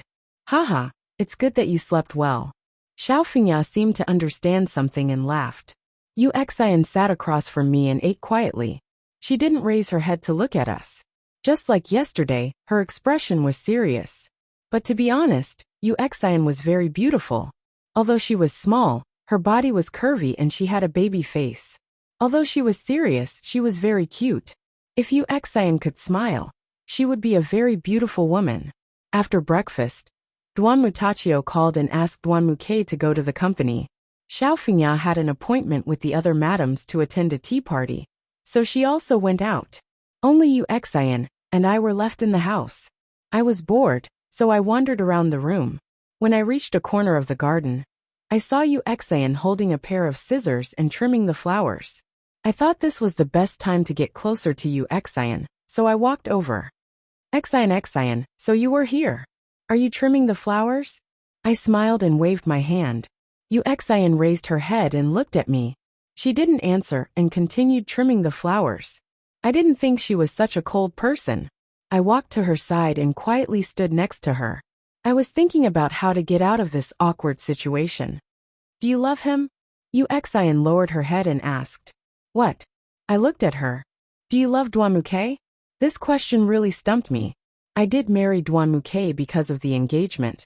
But thinking about last night's tenderness, I didn't know how to answer this question. Why do you ask? If you don't love him, then I hope you can stay away from him. Yuexian raised her head and looked at me. She stopped what she was doing. Yuexian's eyes were very firm. This made another thought emerge in my heart. Could it be that she likes Dwanmukei? I heard the real reason why you two got married. Although it's for each other's benefit, you don't like him. You shouldn't have feelings for him. And you shouldn't give your body to him. Yesterday, I heard your conversation outside the door. So what if he's hunting? Do you know how many women are willing to be his prey? I was shocked. This woman stood in front of our door for the whole night? What was her purpose? So what if you are the eldest daughter of the Lung family? You will never understand how good Dwanmugij is. You know, I saw you by his side. You look like you're together, but you're apart. I felt very disgusted. So I advise you, if you really don't love him, then you should let him go. I smiled and looked at Yuexian. What if I say no? Yuexian raised the pruning scissors and pointed the tip of the scissors at my throat.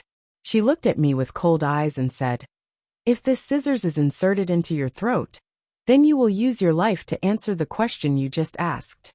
I didn't dodge. I stood in front of Xin and looked at her. I didn't expect her weak appearance to hide such a cruel heart. However, it also confirmed my guess. She really did like Duanmu Quebec Xinshin. What are you doing? I suddenly heard a shout. I turned my head and saw Xiaofingya standing next to the flower pond with her bag. Xin put down the scissors. Mom, you're back. I walked around Xin and greeted her. Xiaoli, are you okay? Why is she pointing the scissors at you? Xiaofingya worriedly touched my neck. Mom, I'm fine. I saw that Xinshin knows how to prune, so I wanted her to teach me. You saw her hand the tools to me. I held Xiaofingya's arm and said with a smile, Mom, why did you come back so quickly? It's good that you're fine. My good friend suddenly stood me up.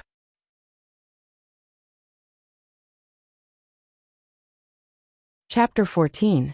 Mom, how about we go shopping? I asked with a smile. Okay, let's go. I turned my head and said, Xinshin, do you want to come with us? Xin held the scissors and shook her head as she walked towards the warehouse.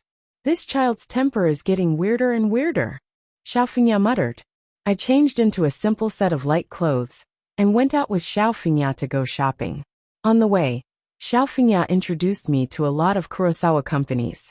Among them, the biggest shopping mall in a city was owned by the Kurosawa. Duanmu Tachio gave it to Duanmu Kei to manage. When we arrived at the shopping mall, Xiaofingya smiled and said to me, Who knows, we might even meet Kei. Mom, let's go shopping first. Although I didn't say it, in my heart, I still wanted to see Duanmu Quebec. They say that men at work are the most attractive. If I could see Duanmu Kei, I would be very happy. I accompanied Xiaofingya to 3 floors and bought a lot of things. In front of us was a Gucci store. I suddenly had an idea. I wanted to buy a small gift for Duanmu Quebec. I pulled Xiaofingya's clothes and said, Mom, let's go shopping in that store. I heard that recently a new belt was released. I think it's very suitable. I want to show it to Duanmu Quebec. Okay. Let's go. The two of us walked into the Gucci store. The salesperson warmly welcomed us and introduced us to each product in detail. I casually picked 2 bags and happened to see Gucci's new men's belt in the most conspicuous position of the display case. I motioned to the salesperson to show me the leather. Miss, you have a good eye. This is our store's new product. It just came out. It's a limited edition. There are only a few in the world. Our store only has this one. I took the belt and looked it up and down. Okay, I'll take this. Please help me wrap it up. I need to give it to someone. I handed my bank card to her. Just as she was about to take the bank card, a huge figure suddenly appeared in front of me and bounced me away. I took a few steps back, and Xiaofingya immediately supported me. This belt, I want it. A fat woman with heavy makeup glared at me and grabbed my belt. She threw my bank card on the floor and threw her wallet on the counter. I'm sorry, madam. This young lady saw it first. The salesperson picked up the bank card for me and then supported me. Are you blind? Can't you see it's in my hands? Hurry up and give me the bill. The woman put her hands on her hips and gestured at the salesperson. Madam, how about this? I'll order another one for you. It'll arrive soon. The salesperson explained patiently. Why should I order another one? And why shouldn't they order another one? Hurry up and give me the bill. The woman sat on the chair and looked at us with disdain. Madam, we ordered this first. Can you please have some manners? Xiaofingya was a bit anxious. Manners? Can't you see it's in anyone's hands? The woman suddenly stood up and walked towards Xiaofingya. I stepped in front of Xiaofingya and blocked her. This woman didn't give up, and more onlookers gathered around. Xiaofingya wanted me to stop pestering her, but I had my own principles. I was the one who ordered it first. Why should I let a passerby steal my things? The salesperson suppressed her emotions and tried to appease her. Everyone make way, make way. A few people came in from outside the crowd. The last one to come in was none other than Duanmu Quebec. When he saw me and Xiaofingya, he was stunned. He called the salesperson who handled the order over and asked about the details. He whispered a few words in the salesperson's ear, and the salesperson left. He walked to our side and said to Xiaofingya, Ma, you must have been frightened. It's nothing, you should go home. Then he arranged for his subordinates to send Xiao Fengya away. I was about to follow, but Duan Muke pulled my hand and signaled me to stay. I nodded and stood to the side. He turned and walked to the fat woman. "Madam, how do you want to solve this matter? Who are you?" The fat woman looked up and down at Duan Muke and rolled her eyes. "I'm the person in charge here. Tell me, how do you want to solve this?" "I want this belt. I don't need you to give me a discount. I don't lack that money, but you have to make that salesperson and that woman apologize to me." The fat woman pointed at me. "Sure, I can sell it to you. Of course, we will also comply with your request and not give you a discount. I don't think an apology has reached that level. Can you give me some face and not haggle over this matter?" Duan Muke very patiently explained to her. "Ridiculous. Who do you think you are that I should give you face?" The woman sneered. I clenched my fists and Duan Muke pulled my hand. "Well, Duan Muke's face may not be worth that much in front of you. However, I have already arranged for the salesperson to call the police. Your current behavior constitutes a disturbance of public order." Duan Muke looked at his watch. "I think the police will be here soon." "You're threatening me? You think I'm afraid of the police?" The woman's voice trembled. "You're not afraid of the police, but you're afraid of me, Duan Mu Quebec. If I'm polite, I'll hand you over to the police. If I'm not polite, I'll hand you over to the Kurosawa. I'm afraid you won't be that lucky." Duan Muke's words scared the woman into silence. While she was in a daze, I walked in front of her and snatched the belt from her hand. I handed it to the cashier and successfully paid the bill. The fat woman saw that the situation wasn't good, so she left with her tail between her legs. The onlookers gradually dispersed. After I finished paying the bill, I turned around and saw Duan Muke sitting on the sofa looking at me. I walked over. He stood up and patted my head. "How long have you been shopping? You must be hungry. I'll take you to eat something good." He pulled me out. I heard the salesperson behind us say, "Is she young Master K's wife? She's so beautiful." Yes. She's a good match for young Master Quebec." My face immediately turned red. Duan Muke looked at my bashful expression and couldn't help but laugh. "Ha ha ha, look at how angry you are. It's been half a day and your face is still red." I looked at him with disdain. "Who said I was angry?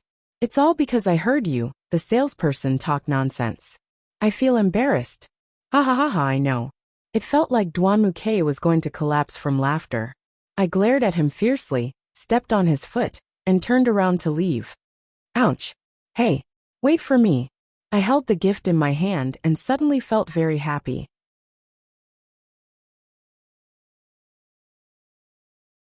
Chapter 15. Duan Muke took me to a high-class Western restaurant. After ordering a few dishes, he sat there and stared at me. "What are you looking at?" I glanced at Duan Mu Quebec. "Nothing. I'm just curious. How did you get into an argument with that woman?" Duan Muke supported his chin and stared at me. He looked like a child waiting to hear a story. His face was full of curiosity. I told him the whole story. He nodded and looked pensive. I fiddled with the tablecloth. "Why didn't you ask me? Why did you only ask me now?" "I didn't need to ask you. I asked the salesperson." It was obvious that the woman was being unreasonable. "But there's one thing I don't understand."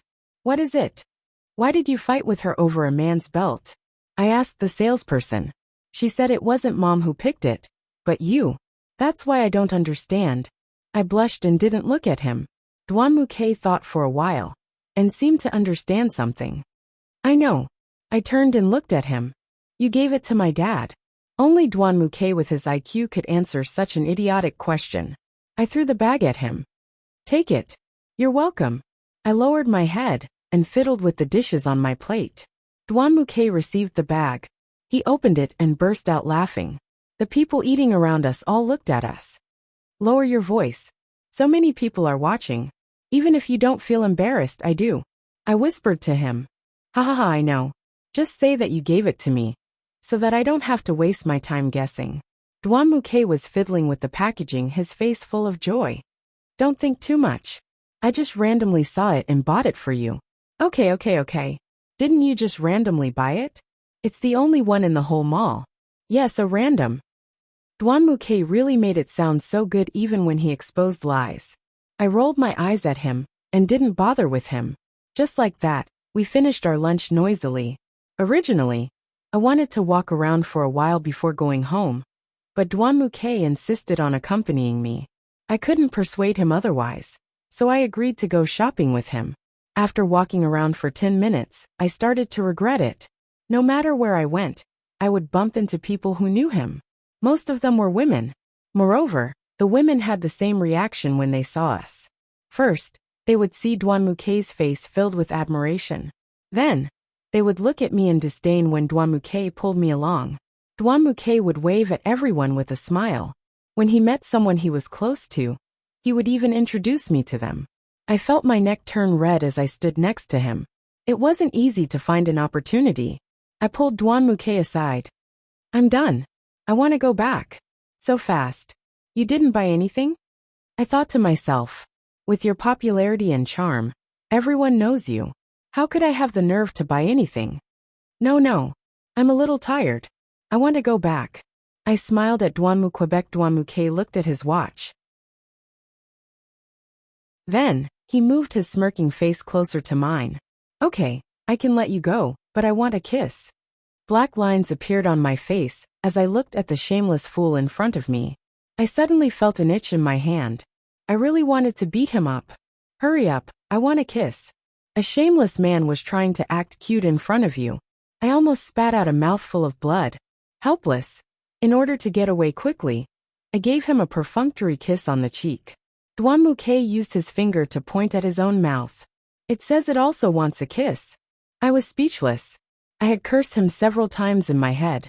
The people walking past us turned to look at us. "Hurry up. There will be more people soon." In the end, I compromised. I raised my head and gently kissed Duan Muke's lips. He pulled me into his embrace and kissed me passionately. More and more people came to watch us. Some people even clapped and cheered. I awkwardly pushed Duan Muke away. He looked at my blushing face and smiled happily. He looked at his watch. "I'll get off work soon. I have a meeting to attend. Do you want to wait for me in my office? When I'm done, we can leave together." I thought for a moment. Since I didn't have anything to do, I might be able to steal some useful information. I nodded. He pulled my hand and walked out of the crowd. He didn't forget to wave at me, as if he was a superstar. Duan Muke took me to his office and asked his secretary to pour me a glass of water. Then he took a pile of documents to the meeting room. I was bored, so I flipped through the magazines on the coffee table. Actually, I wanted to open Duan Muke's computer to read. However, I remembered that I had just arrived at Duan Muke's house, and they wouldn't trust me completely. They might even be secretly watching me. I didn't want to reveal my purpose now, so I just sat there and flipped through the magazines and checked my phone. At this moment, the office door opened. I looked up and the person who came in was none other than Yu Xian. Yu Xian looked at me with a puzzled face. I also looked at her with a puzzled face. "Why are you here?" Yu Xian placed a pile of documents on Duan Muke's desk. "I was shopping and happened to see Duan Muke.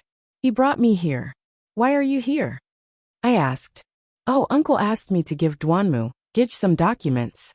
Yu Xian sat across from me. "You really don't listen to me." I immediately understood what Yu Xian meant. What's there to listen to? I'm already married to Duan Muke. I'm his legal wife. It's normal for me to be with him. But you don't love him. Yu Xian stood up and walked to Duan Muke's computer. She raised her head and looked at me. "You don't even know what he needs. What qualifications do you have to stand by his side? Whether I love him or not, I don't feel the need to answer you. You also don't have the right to interfere in our lives." Yu Xian wasn't a simple woman. "Haha, is that so?" Yu Xian sneered. She lowered her head and fiddled with the computer. I stood up and walked to Yu Xian. I shouted at her. "What are you doing?" She ignored me and casually tapped a few keys on the computer. The computer unlocked the password. I was surprised. How did she know the password to Duan Muke's computer? She smiled at me and walked past me to sit on the sofa. Just as I was about to open my mouth and question her, the office door was pushed open. Duanmuke had just finished his meeting and walked in. He first saw Yu Xian and smiled at her. Then he turned around and saw me standing at his desk. His expression instantly became serious.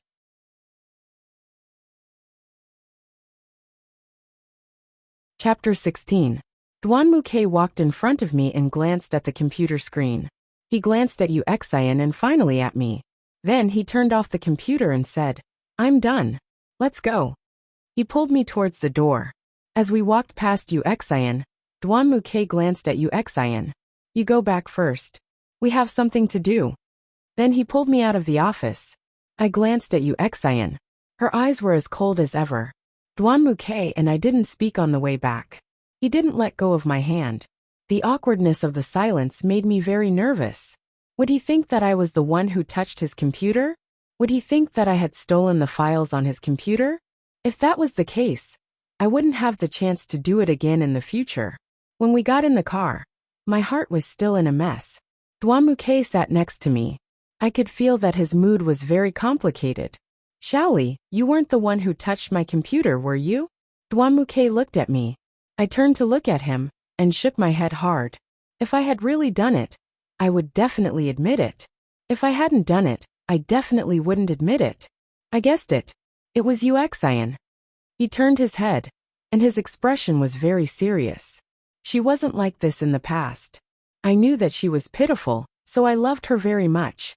Since we were young, I always treated her like my little sister. She was also very dependent on me. If I wanted to do something behind her back, I could always feel the loneliness in her eyes. So I never kept any secrets from her. But as we grew up, she changed from relying on me to monitoring me. This kind of feeling sometimes makes me very afraid. But when I think of her eyes, my heart softens again. Duanmuke used his hand to cover his eyes and leaned his head back against the seat. Looking at Duanmuke's disappointed expression, I understood that Yu Xian had been pestering Duanmuke. Although I could guess that Yu Xian had a crush on the Duanmuke with a woman's intuition, from Duanmuke's expression, his feelings for Yu Xian were definitely a kind of familial love. I thought that Yu Xian didn't know what the Duanmuke really thought of her. If she had known, she wouldn't have sent the driver to mess with me. However, looking at Duanmuke's tired face, I didn't know why, but my heart felt very uncomfortable. I reached out and gently stroked his face. He held my hand and closed his eyes as he leaned against my hand. "Shaoli, you give me a very special feeling. I feel very comfortable when I'm by your side." He looked at me. "Last night, I really wanted to have sex with you." Hearing Duanmuke act like a hooligan in all seriousness, my face darkened again. He was always like this. Just as I was about to pull my hand away from his face, he grabbed it and pulled me into his embrace. This feeling of being real is really good. He buried his head in my neck and hugged me tighter. I really cherish the identity I have now. I always have a feeling that you don't belong to me. Even though I'm hugging you like this, your heart has never belonged to me. I said. Duanmuke's words touched my heart deeply. I lifted my head and looked at him. "Do you say that to all the women around you?" Duanmuke looked serious. "I've only said that to you. I've never said that to any of them." "Then, what have you said to them?" I looked at Duanmuke in disdain. "It's not like that, Shaoli." He held my shoulder and said seriously, "I did have sex with a few women in the past. However, it was when I was dating them. Of course, there were some women that I didn't touch at all. They were all rumors. Later on, the rumors became more and more ridiculous. In the end, they even said that I was a promiscuous person." I looked at his serious face and burst out laughing. He looked at me and laughed even harder. "I'm telling the truth. I'm not lying to you." I laughed even harder. Okay. I believe you. Let's go. Let's go home." Duanmuke cupped my face and kissed me gently. It was lucky that he didn't suspect me. Thinking about what Yu Xian had done to me, I sank into deep thought. I decided to be careful of this woman. Her love for Duanmuke could lead her to frame me. If my plan was disrupted because of her, my father would be very disappointed in me. Duanmuke drove me home. When we entered the house, Duanmutachio and Xiao Fingyao were chatting in the living room. Yu Xian was sitting next to them, reading a book. Duanmu K greeted Duanmu Tachio and Xiaofingya. Then, he went upstairs to change his clothes. I sat next to Xiaofingya and told her about some interesting things we had encountered while shopping for clothes. Duanmu Tachio told me about some things that we would be going back to my house the day after tomorrow. Then, he asked me to bring some documents to my father. I agreed. During the whole process, Yu Xian sat on the side and didn't raise her head to look at us. I glanced at her from the corner of my eyes. Her facial expression wasn't very good. After dinner, Duanmu K and Duanmu Tachio went to the study to discuss some matters. Yu Xian said that she had something to do and hadn't returned yet. Xiaofingya met a few friends to play cards in the lounge. I wandered around the garden alone.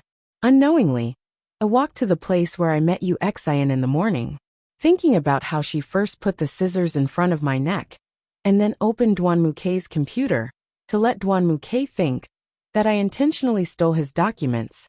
I felt a bit angry. No matter how pitiful her life was, she couldn't do whatever she wanted just because everyone sympathized with her. I gently touched the flowers in the flower bed. They were blooming beautifully. Xiaoli, is that you? I heard someone call my name. I raised my head and saw Han Hao. It's me. Why are you here? I walked over to him. Thinking about what Duanmu K had said to me yesterday, I deliberately kept a certain distance from him. Han Hao was stunned for a moment, then said to me, I came to give some information to Uncle. Also, I wanted to talk to Duanmu K about the banquet next month. How was it? Did you rest well yesterday? He was still as gentle as ever. And pretty good. Dad and Duanmu K are discussing something in the study. If you're not in a hurry, you can wait in the living room. I pointed in the direction of the sofa in the room. It's fine. I'm not in a hurry. I'll stay with you for a while. He smiled and said to me. I nodded. Okay. Today, I heard people talking about what happened at the shopping center. Are you okay? It seems the news spread really fast. It had already spread to Kurosawa. Just as I was about to open my mouth to reply, I heard a voice from the door. She's fine. We turned around and saw Duanmu K standing at the door looking at us.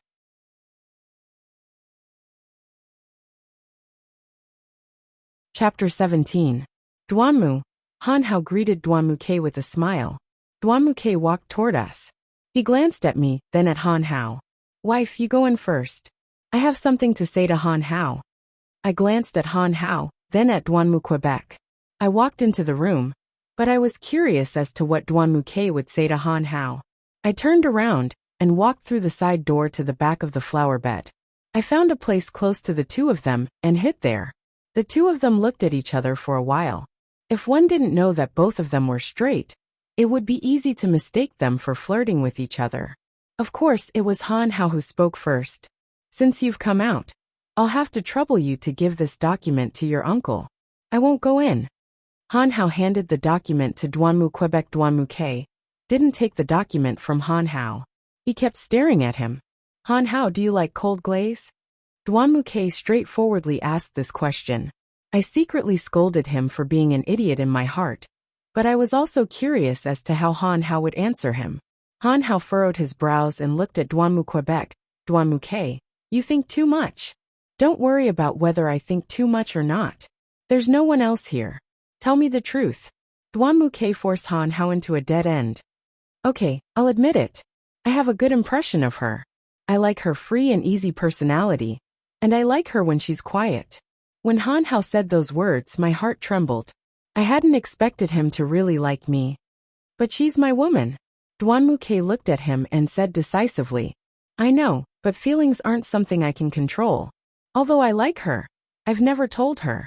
Han Hao, I see you as my brother.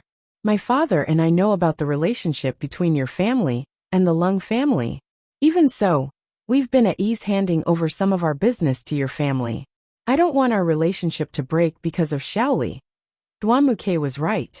The two of them could be considered the best of friends. The fact that he could freely enter and leave Duanmu's home showed how much trust the Duanmu family had in Han Hao. I understand all of that, so I've always kept it hidden in my heart. Han Hao put his hand on Duanmu K's shoulder. K, Xiaoli isn't like the other women around you.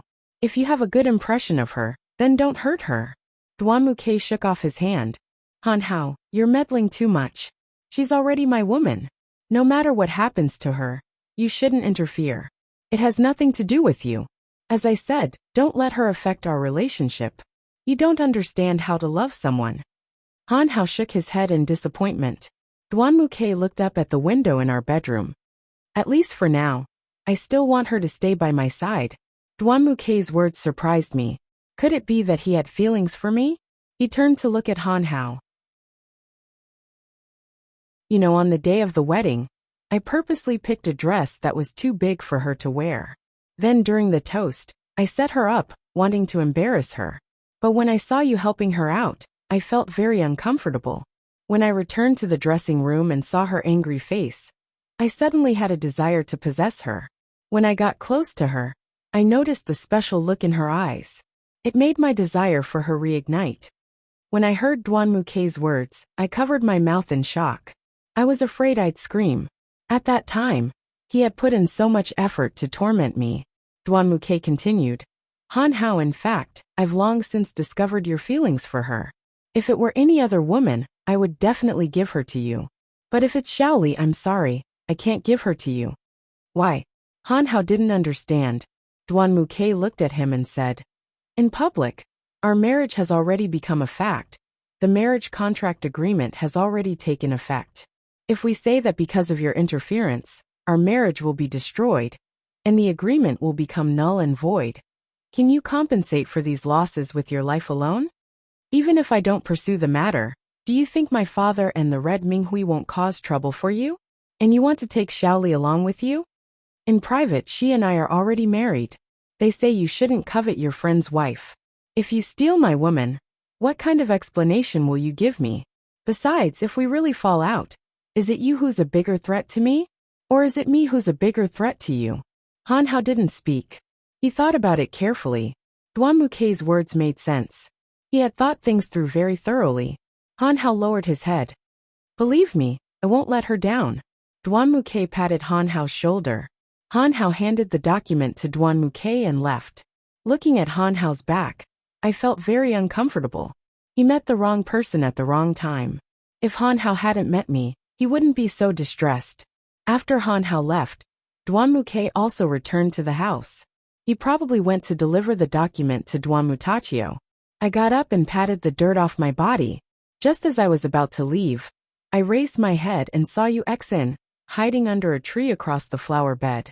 She must have heard the conversation between Han Hao and Dwanmu Quebec. I stood there without moving. Yu Xin crossed her arms and walked towards me. She stopped in front of me and looked at me with her cold face. What's the matter? I asked. She didn't speak. She reached out and held my chin. She looked at me and said, what's so good about you? Dwanmu Gij cares so much about you. Even Han Hao Gij likes you. I shook off her hand and looked at her angrily. You don't need to be nervous. If I wanted to harm you, I wouldn't be so stupid as to harm you here. Today, I was too impatient. I forgot that this was the first time you entered Dwanmu Gij's office, so I exposed myself. When Yu Xin said these words, her expression was very calm. Yu Xin, I don't want to steal anything from you, nor do I want to harm you or your family. I also don't expect you to treat me well. I just want you to control your emotions. If you do something excessive to me again, don't blame me for being impolite. I warned Yu Xin. Unexpectedly, after hearing these words, Yu Xin laughed out loud and said, so what? Miss Lung, this isn't your Lung family. For this family you are an outsider. Do you really think that Auntie Xiao and Uncle Dwanmu are really good to you? There's no need to even mention Dwanmu Gij. He doesn't like you at all. He's just putting on a show with you. A few simple sweet words and honeyed words were enough to make you fall in love with him. Just how narcissistic are you? Yu Xin, I've already said what I wanted to say to you. You can think whatever you want. No matter what, I am Dwanmuke's real wife, and the woman sleeping next to him. I am also the young madam of the Dwanmu family. As for you, for this family, you are just an adopted daughter.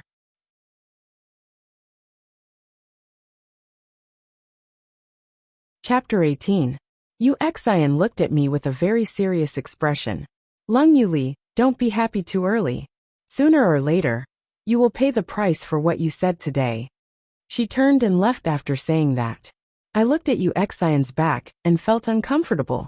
Fortunately, I now knew what she was really thinking. I just needed to be careful in the future. But then again, when I thought about what Duanmuke had said to Han Hao, my heart was moved. I didn't know why, but I felt that he wasn't as annoying as before. Whenever I thought of him, I would think of his gentle eyes. Could it be that I had a good impression of him? After walking around the flower bed for a while, I went upstairs. When I returned to my room, I saw Duanmuke sitting by the window looking out. He didn't say anything when he saw me come in. How much do you like to stare blankly out the window? I leaned against the door and looked at him. Looking at him like this, Duanmuke's quiet appearance was quite pleasing to the eye. To be honest, I liked this side of him. He looked at me, then looked out the window again. Of course, only when there's something nice to look at. I walked to the window and looked around. I didn't see anything special. I leaned against the window. This is nothing. Hey, look over there. He raised his hand and pointed at a place. I followed his finger and saw that he was pointing at the place where I had been eavesdropping on them and talking to Yu Xian. I was stunned. He laughed. He stood up and walked behind me to hug me. Did you hear what I said to Han Hao? I thought for a while, then nodded. If he knew that place, he must have guessed that I was hiding there and eavesdropping. He lowered his head and pressed his face against mine. Everything I said is true. He kissed my cheek. Actually, it's not that you can't hear it. It's just that I'm a bit embarrassed. I smiled. Young Master Duanmu has moments when he's embarrassed. I felt his heartbeat and my heart felt at ease. But I can't say these words in front of you. Actually, this is the real you, right? The you I saw before was all an act. No, I became like this because of you. I turned to face him and looked into his eyes. At least it was a gaze that only I could see. I opened my arms and threw myself into his arms. Duanmuke took the opportunity to hug me. I hugged him tightly and kissed his lips deeply. He touched my face and looked at me very gently. I leaned against his chest and listened to his heartbeat quietly. I stroked his chest. I have a favor to ask of you. What is it? He hugged me tightly. I may have to ask you to take care of me for the rest of my life. Duanmuke hugged me. I hooked my arms around his neck. He looked at me with a happy face. I do. Duanmuke carried me onto the bed. I was willing to spend the night with him. I was willing to give my heart to him. I didn't know what would happen in the future, but at least for now, I was willing to be with him. Now that I thought about it, my meeting with Duanmuke was fate's arrangement. Since I couldn't go against fate's arrangement, and Duanmuke seemed to treat me well, why should I deliberately keep a certain distance? That night, Duanmuke and I slept soundly in each other's arms. It was already morning, but neither of us was willing to get up. The nanny knocked on the door twice to ask us to go downstairs for breakfast, but Duanmuke found an excuse to evade her. The two of us lay face to face on the bed. Our eyes met. He hugged me and told me some of the interesting things that had happened to him since he was young. He also told me some of Han Hao's embarrassing stories. From time to time, he would even make a prank. Looking at his funny face, I laughed so hard that my stomach hurt. He saw that I was laughing very happily, so he laughed too. Then, he pulled me into his arms and gently stroked my hair. Let's get up. We are going back to your house today. If Duanmuke hadn't mentioned it, I would have forgotten. Today was indeed the day we were going back to my house. Yeah, I would have forgotten if you hadn't mentioned it. Let's get up and get ready. I have a request. Duanmuke rolled over and laid on top of me. Promise me first. I looked at his shameless face and guessed that it wasn't anything good. Tell me first. Then, I will consider whether to promise you or not. No, promise me first. If you don't promise me, I won't get up. He began to act shamelessly again, rubbing his whole body against mine. I had no choice but to compromise. Okay. I promise you. I pushed him hard. Really? That's great. Duanmuke's eyes began to sparkle. Let's take a bath together. He looked at me with anticipation. As expected, it wasn't anything good. I pushed him hard. I don't want to. I refuse. He suddenly stood up and stood naked in front of me. I quickly covered my eyes. Why does this guy like to run around naked? He carried me in his arms. I didn't have time to cover myself, so I was naked in front of him. I quickly covered my private parts with my hands. Duanmuke looked at my panicked face and laughed. I don't care. You have to keep your word. Let's go and take a bath. Duanmuke was afraid that I would run away, so he took big strides to the bathroom. He put me away from the shower head and turned on the water valve. Because he had just turned on the valve, the water wasn't hot yet. He stood under the water in front of me, afraid that the cold water would hit me. After a while, the water gradually heated up. He pulled me under the water and gently rubbed my back. I touched his back with my hand. It was very cold from the cold water. I caught some hot water with my hand and gently patted his back. I'm not cold. He smiled at me. I suddenly had an idea. I knocked on his head.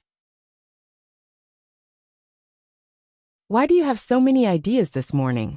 He blinked at me with a bashful and perverted expression.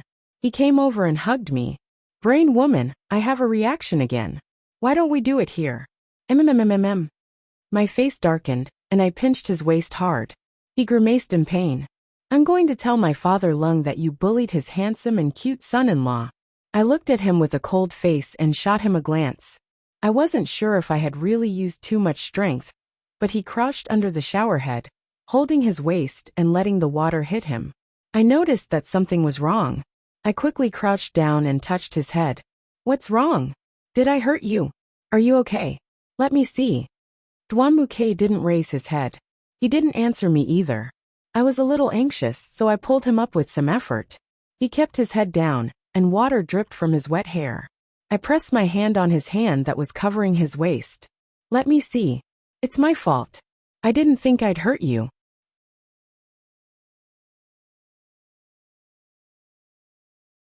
Chapter 19. Duanmuke didn't answer. He was still holding his waist. I quickly turned off the faucet and grabbed a towel to wipe the water off his head and body.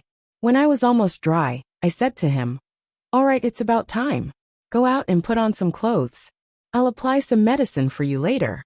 Just as I was about to hang the towel on the drying rack, he suddenly hugged me and pressed me against the wall. What are you doing? You scared me. I patted my chest and said. Duanmuke lifted his head and looked at me with an innocent and wronged expression. It hurts. His voice trilled. It was obvious that he was acting cute. I looked at his expression and shook my head helplessly. There was nothing I could do. It was my own fault. I ruffled his hair. All right. I was wrong. Tell me, how do you want me to make it up to you? Countless requests Duanmuke might make flash through my mind. I want a kiss. They say that women are cute when they act cute. A 1.8-meter man acting cute in front of you. You really can't stand it. But there was nothing I could do. I promised him that I would make it up to him. I couldn't go back on my word. I cupped his face and kissed his lips. Then, I looked into his eyes. Is this enough? Duanmuke smacked his lips and rolled his eyes. Then, he looked at me and shook his head vigorously. It was obvious that he wasn't satisfied. I was hopeless and resigned myself to my fate. He looked at me and burst out laughing. Then he pulled me into his arms. I don't care. You owe me a compensation. I'll remember that. I can't do anything to you. Do whatever you want. I fell into his arms. He stroked my hair. I told you not to be angry. At first, I wanted you to make it up to me by taking a bath together. But I was afraid that you would hit me even harder. So I changed it. Ha ha ha. Look at how smart I am. He looked at me with a smug expression. I am completely speechless. What else can this guy think of other than having sex in his head? Forget it. I'd better not beat him up. If I were to beat him up, I'd have to coax him. Duanmuke threw a tantrum in the bathroom for a long time, before he finally finished showering. When he came out, he threw a tantrum like a child and insisted that I help him put on his clothes. If I didn't help him put on his clothes, he wouldn't go out. I couldn't understand why a person with such a high status, good looks, good figure, and high IQ like him would have a hobby of running around naked. I really didn't want to see him run around the room naked, so I couldn't help but help him get dressed. After the two of us cleaned up, we went downstairs. When we walked out of the room, we could clearly feel that Duan Muke was different from before. He had regained his usual arrogant and cold expression. I knew that it was because of his personality, but those who didn't know would think that he had schizophrenia. The two of us greeted Duan Mutachio and Xiaofingya. Duan Mutachio gave me the documents I wanted to give to my father and told me to bring them to him. The two of us ate a simple meal and then headed back to my house. Originally, Xiaofingya wanted to arrange for a driver to take us back, but Duan Muke refused. He said that he might have to stay at my house for a few days. It would be inconvenient if his phone crashed. It would be easier if he drove himself. Thus, the two of us drove back to my house. When we arrived at the entrance, the whole family was waiting for us. After getting off the car, I directly threw myself into my mother's arms. My father nodded to me and pulled Duan Muke's hand into the house. After entering the living room, I remembered what Duan Mutachio had told me. I took out the documents and handed them to my father. After he opened them, he called Duan Muke to the study. I held my mother's arm and told her what had happened in the past few days. I told her that Duan Mutachio and Xiaofingya had treated me well. Of course, I also told her about my wedding night with the Duan Mu Quebec. When my mother heard that the Duan Muke had treated me well, she was relieved. As a mother, she always worried about her child, especially when I wasn't by her side. I didn't tell her about Han Hao. After all, I had sealed him in the bottom of my heart. Afterward, I told my mother about Uxian in detail. After listening to my story, my mother had the same opinion as me. She wasn't a simple woman. She might become the enemy I would have to face in that house. After talking with my mother for a while, I glanced at my watch. It was almost time for dinner. I pulled my mother's hand and said, "Mom, I want to cook a meal today. Can I? I want to cook your and Dad's favorite dish, pine nut fish." "Okay, Mom will help you." My mother smiled and said to me, "Fortunately, the nanny usually bought enough food, so the house had all the necessary ingredients." I arranged the ingredients that I could use and began to prepare. My mother helped me while we talked and laughed in the kitchen. After a while, we finally made a table full of dishes. They all looked very good. I was very satisfied with my cooking skills. Since I was a child, I liked to make delicious food. After a long time, it had become my specialty. After tidying up, I went to the study and knocked on the door. Then I pushed the door open and walked in. My father and Duan Muke were still sitting there talking and laughing. When Duan Muke saw me come in, he stood up and ran to me, hugging me. I pushed him, wanting him to let go. "What are you doing? Be careful. My father is here." He didn't seem to want to let go. "Li'er, don't be like this. He's like this because he likes you." I looked at my father, and then looked at Duan Mu Quebec. I thought to myself, what did he do? How did he get along with his father-in-law so quickly? "Dad, it's time to eat." I struggled to get away from Duan Muke's big hand. "Okay, let's go."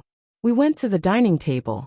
Seeing the table full of dishes, Duan Muke couldn't help but cheer. "Mom, you're too kind. You made a table full of dishes."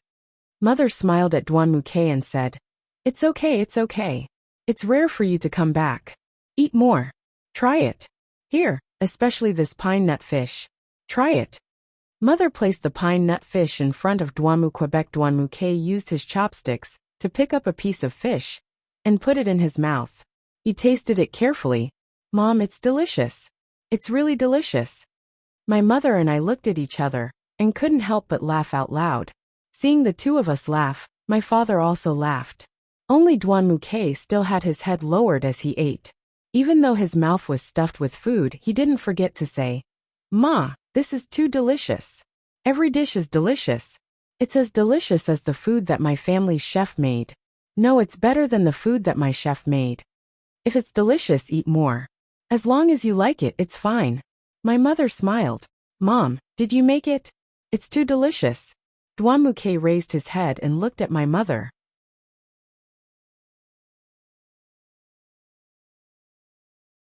Chapter 20.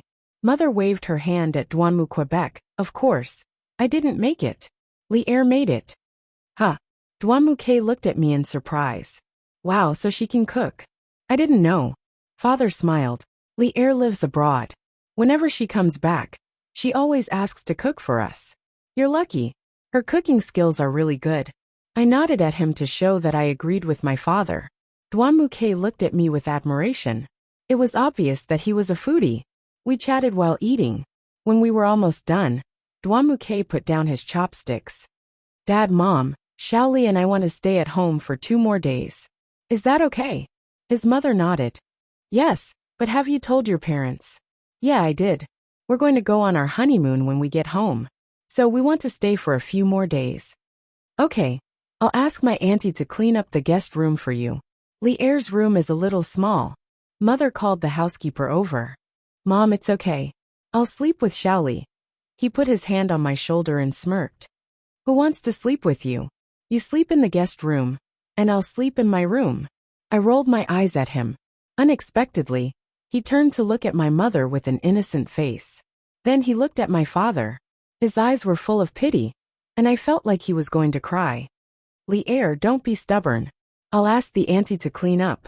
Mother asked the housekeeper to go upstairs to clean up the room. Dwamuke looked at me with a triumphant expression. I had to get used to his childish personality. After dinner, our family sat together and chatted for a while. Then a phone call came. Father took Mother out, saying that they had an urgent meeting. Dwamuke and I were left at home. I saw that the weather outside was pretty good, so I pulled Dwamuke to the garden outside for a stroll. Her mother loved roses the most. Her father had specially built a very large flower pond in the open space outside the villa. It was filled with roses, and there were gardeners taking care of it every day. After a long time, the sea of flowers at home spread among the upper class of a city. Some people came to visit because of its reputation. As long as they really came to appreciate the flowers, Mother would warmly welcome them. I pulled Dwamuke to the edge of the flower pond. Isn't this flower pond beautiful? Yes, she's very beautiful. I've heard of her before. Didn't the daughter of the chairman of a media company come here to take a photo and become famous? Yes, this is it. This is a gift from my father to my mother. He loved my mother very much. I bent down and stroked a flower. Oh, you're trying to tell me something, aren't you? Bad girl? Dwamuke ruffled my hair. No, I believe that you will be good to me because you promised me. If you go back on your word, I have corresponding measures. I turned and gave him an evil smile. He touched his face with both hands. Oh my God, you're not going to murder your husband, are you? Father Lung, come and save your poor and lovely son-in-law. Your daughter wants to kill me. Help. I was speechless as I watched Dwamuke put on a show next to me. He expressed all kinds of emotions incisively and vividly. I had to say that it would be a loss for the entertainment industry if he didn't enter the entertainment industry. I didn't say anything. I stood next to him and watched him play a few roles. One moment, he acted as my father. The next moment, he acted as me. And then he acted as himself. The gist of the story was that he had asked my father for help, saying that I wanted to kill him. My father had protected him and then taught me a lesson. Seeing him act so exaggeratedly, I couldn't help but laugh. All right. I didn't say that I was going to do anything to you. Why are you so agitated? I patted his shoulder. Dwamuke reached out and hugged me. I can't play with you. You have a special charm that deeply attracts me. Although it might feel fake if I say that I love you now, I have you in my heart, in the deepest part of my heart. If sweet talk was a necessary skill for a man to flirt with a girl, then I was willing to indulge in Dwamuke's sweet talk. He was really good to me. We decided to do all the things that couples should do when they were dating. A few days before the vacation, we watched a few movies. We watched all the movies that were on the schedule. Originally, he wanted to book the whole theater, but I refused. After all, the atmosphere in the theater was better when there were more people. Like other couples, we tasted all kinds of delicacies at the roadside food stalls. Once we went to a very popular restaurant. I pretended to buy something, leaving him alone in his seat. Then, I hid in a corner and watched him from afar. Many beautiful women went to talk to him, but he found an excuse to drive them away. I pretended to finish shopping and returned to my seat. Then, I looked at his idle expression and couldn't help but laugh. When I saw his disdainful expression, I laughed even more happily. After that, the two of us did a lot of things. Every day, we would return home exhausted. Time passed quickly. In the blink of an eye, it was the day we would fly to America for our honeymoon. That night, the two of us lay down early and prepared to sleep. Duanmuke hugged me in his arms and gently patted my back. Shaoli, I've been very happy these 2 days, he said softly. I opened my eyes and looked at him. Why do you say that? I didn't feel like this before. He stroked my hair. Then, what was it like before? In the past, the women around me were either timid, they were afraid of doing something wrong and making me unhappy, so they did whatever I said. Or, when we went out, they would drag me to go shopping or attend all kinds of parties. They used me as a sign. There was no one like you who had the same personality as me, and who could play with me. He cupped my face. So after I got you, I treasured you very much. I was afraid that you would run away. I smiled and said, where can I run to? If I run, the marriage contract will automatically be terminated. At that time, our two families will become enemies. Hey, can we not talk about that deal? It's ruining the atmosphere. Anyway, you're enough. This time we're going to America. I also want to see the environment you used to live in. That way, I can get to know you better. After all, I don't know anything except that you like me. He kissed my forehead. I knocked his forehead. Narcissistic again. Who said I like you? I didn't say that. He looked at me innocently. You are irresponsible. That day, you slept with me. You said that you would be responsible for me. Now, you don't keep your word. I don't care. I will blame you.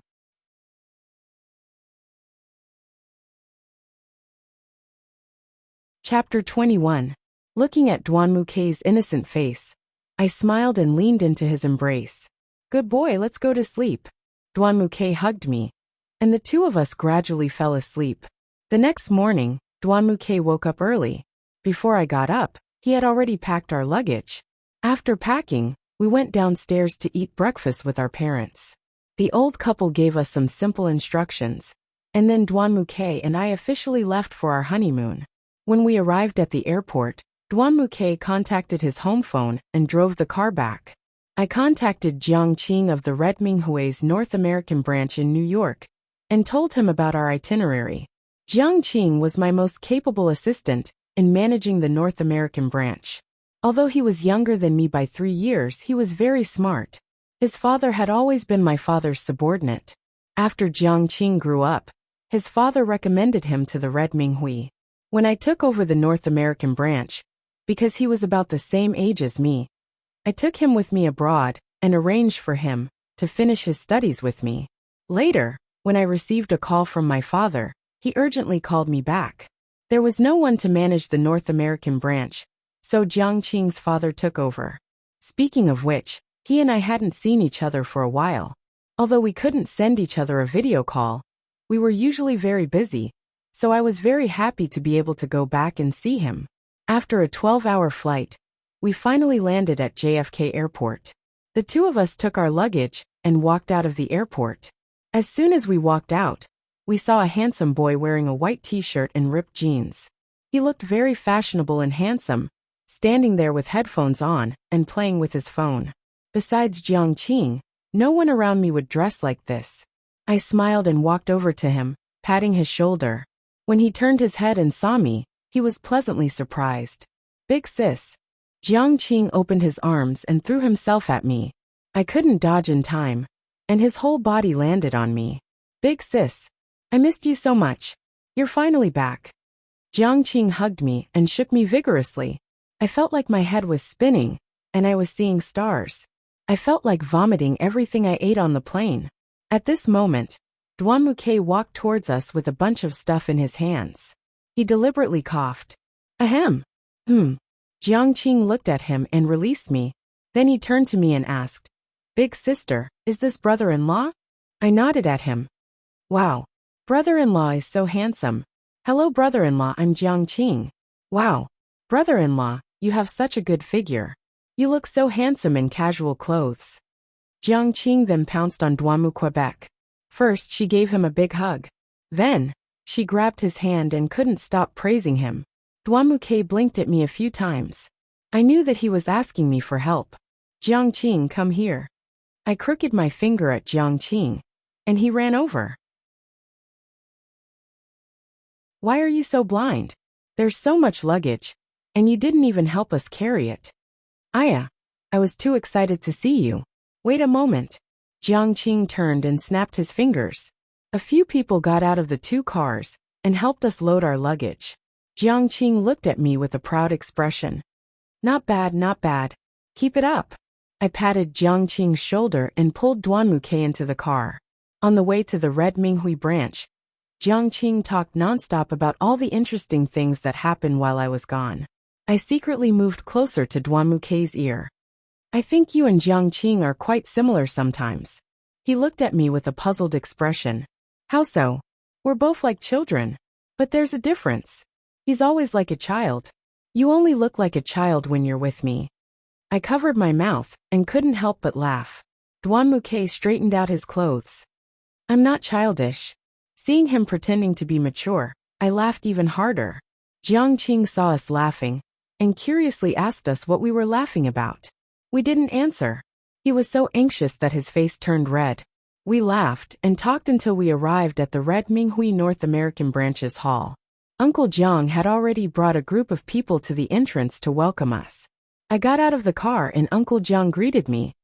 Xiaoli niece, you're back. How are big brother and sister-in-law? Uncle Jiang, long time no see. Father and mother are doing well. Uncle Jiang, this is Duanmu K from the Kurosawa. I'm sure you've heard that we're married. I introduced Duanmu K to Uncle Jiang.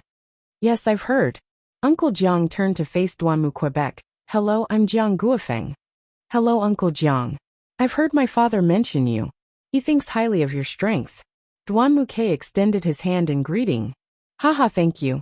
Uncle Jiang shook hands with Duanmu Quebec. Jiang Qing suddenly said, let's not stand outside like idiots. Let's go in and sit down. We entered the hall. I glanced around. It was still the same as when I left. I asked Uncle Jiang and Jiang Qing about the situation in the Red Minghui Club while I was gone. I also told them about the situation in the headquarters. Duanmu K also told Uncle Jiang about the Black Nightmare Society's thoughts on foreign trade.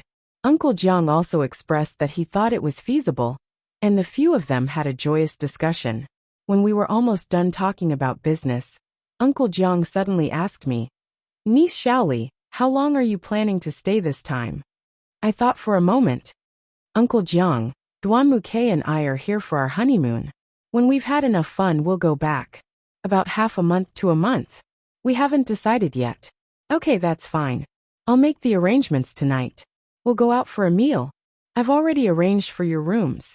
I didn't arrange it for you in the Red Minghui Club, but I've prepared a villa for you nearby. You can go take a look. If you need anything, tell me and I'll go buy it for you. Uncle Jiang handed me a key.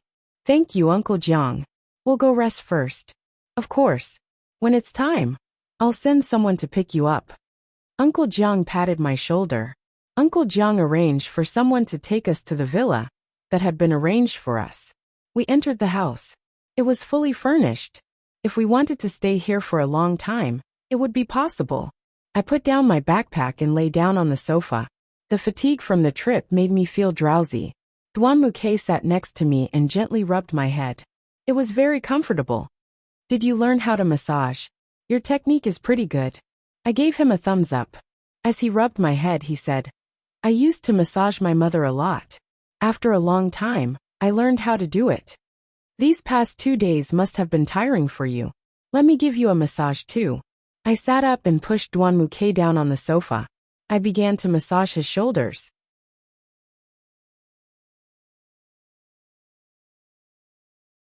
Chapter 22. Although his technique wasn't as good as Duanmu K's, he still closed his eyes and enjoyed it. It didn't look like he was particularly bad at it. After pressing for a while, Duanmu K opened his eyes and looked at me. That Jiang Qing, what's his relationship with you? Jiang Qing, his father is one of the founding members of our Red Tea Society. When Jiang Qing came of age, He sent him to our society. At that time, I had just taken over this branch and needed more manpower. Father saw that he was about the same age as me, and that he was good at his job, so he sent him to me. Now he can be considered the second in command of this branch. Why are you asking about him? I asked as I squeezed his shoulder. Why do I feel like he has feelings for you? Duamuke rolled over on the sofa and looked at me. Don't joke around. He's a few years younger than me. And look at him. He looks like he hasn't grown up yet. He's like this every day. But don't look at him like that.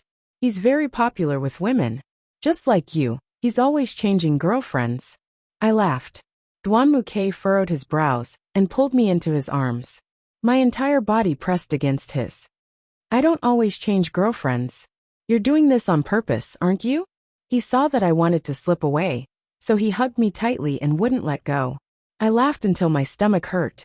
In the end, I laughed until I didn't have any strength left, so I laid on top of him.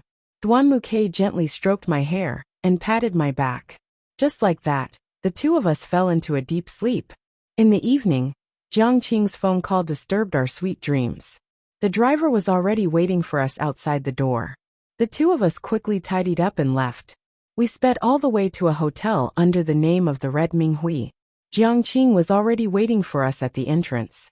Under his guidance, we entered the hotel lobby. A group of people walked toward us.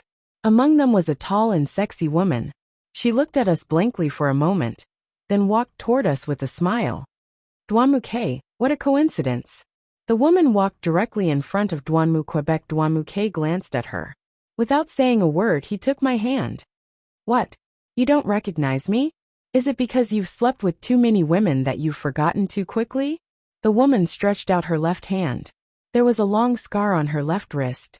It looked like she had committed suicide. Then you should remember this. Duamuke looked at her wrist and then at her. LV Sishua, what do you want to say? It turned out that this woman was called LV Sishua. It seemed that she should be one of Duamuke's ex-girlfriends. Was she looking for trouble with the Duamuke?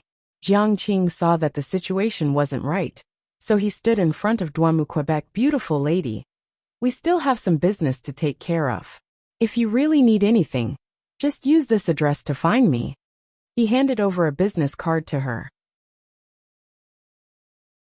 LV Sishua looked at Jiangqing, and then at Duamuke. I'm talking to him. Who gave you the right to interrupt? I saw that this situation wasn't something that Jiangqing could solve, so I reached out and grabbed Duamuke's arm. Hubby, let's go upstairs. Uncle Jiang is waiting for us, okay? I winked at Duamuke, indicating that he shouldn't pay attention to this woman. The woman looked at me with an arrogant expression. I was wondering why you were pretending not to know me. So you have a new lover. But when did your taste become so bad? As soon as Jiangqing saw that she was slandering me, he became anxious. He immediately called a few people over and indicated that they should pull LV Sishua away. While they were struggling, a few people came down from upstairs. The leader was a tall and sturdy middle-aged man with a body full of tattoos and a scar on his face. He shouted, "Let go!" We all looked up at them. He walked in front of Jiangqing with a ferocious expression. He hugged LV Sishua and said, "Babe, what happened?" LV Sishua leaned against the man's chest with an aggrieved expression. They bullied me. Because I didn't give way to them. They wanted to beat me. Look, my arm is bruised. She stretched out her arm. The man glared at Jiangqing. Give me an explanation, young man. Jiangqing's face turned red. He was so angry that he couldn't speak. One of the men behind the man reached out to hit Jiangqing. I stepped forward and pulled Jiangqing back. I reached out and flung away the fist that was coming at me. The man's expression became even more ferocious. He let go of LV Sishua and walked towards me with his fists clenched. He was too tall. I was afraid that I wouldn't be able to beat him. While I was thinking about how to deal with him, Duamuke suddenly stood in front of me. He stood in front of me and stared at the man. The man suddenly raised his fist and punched Duamuke. Duamuke stood there without moving. Stop! The man stopped his fist. It was only 10 centimeters away from Duamuke's handsome face. We looked up and saw Uncle Jiang walking down the stairs with a few people. Uncle Jiang walked between us. He looked at them and then at us. Then he turned to the man and said, Wang Meng, even though our families don't usually interact, what is the meaning of you making a scene at my place today? Jiang Guofeng, take care of your people. He glared at Duanmu Quebec. What? You want to continue? This is Red Minghui territory. Do you think you can escape unscathed? Uncle Jiang also glared at him. Okay, I'll give you face this time. Remember, you won't be so lucky next time. Let's go. Wang Meng turned and left. LV Sishua walked in front of Duanmu Quebec. Remember, I won't give up so easily. Watching her leave, Duanmu K's expression was very serious. After they left, Uncle Jiang walked in front of us. Shaoli, are you okay? I shook my head. Then let's go upstairs. Uncle Jiang led us upstairs. Duanmu K's expression was very serious the whole time. Looking at his thoughtful expression, I knew he was worried about what LV Sishua had said. I only held Duanmu K's hand and smiled at him. I didn't want him to feel too burdened. We entered the private room. All the people present were the management of the branch. There were also bosses and people in charge of various industries under Red Minghui. After everyone was seated, Uncle Jiang introduced me to them one by one. They also gave me a simple report on the future development of Red Minghui. During the whole time, Duanmu K's mood wasn't very good. He lowered his head and ate sullenly. I was worried about him. While everyone was happily chatting with each other, I found an excuse to bring Duanmu K out. I asked the waiter to find a lounge for the two of us. After we entered the lounge, Duanmu K sat on the sofa in a daze. I lovingly stroked his hair. What's wrong? I feel you're out of spirits. I took his face in my hands and kissed him on the cheek. You're tuning in to the Earbook Haven YouTube channel. Don't forget to subscribe and join us on this journey to catch the most captivating stories.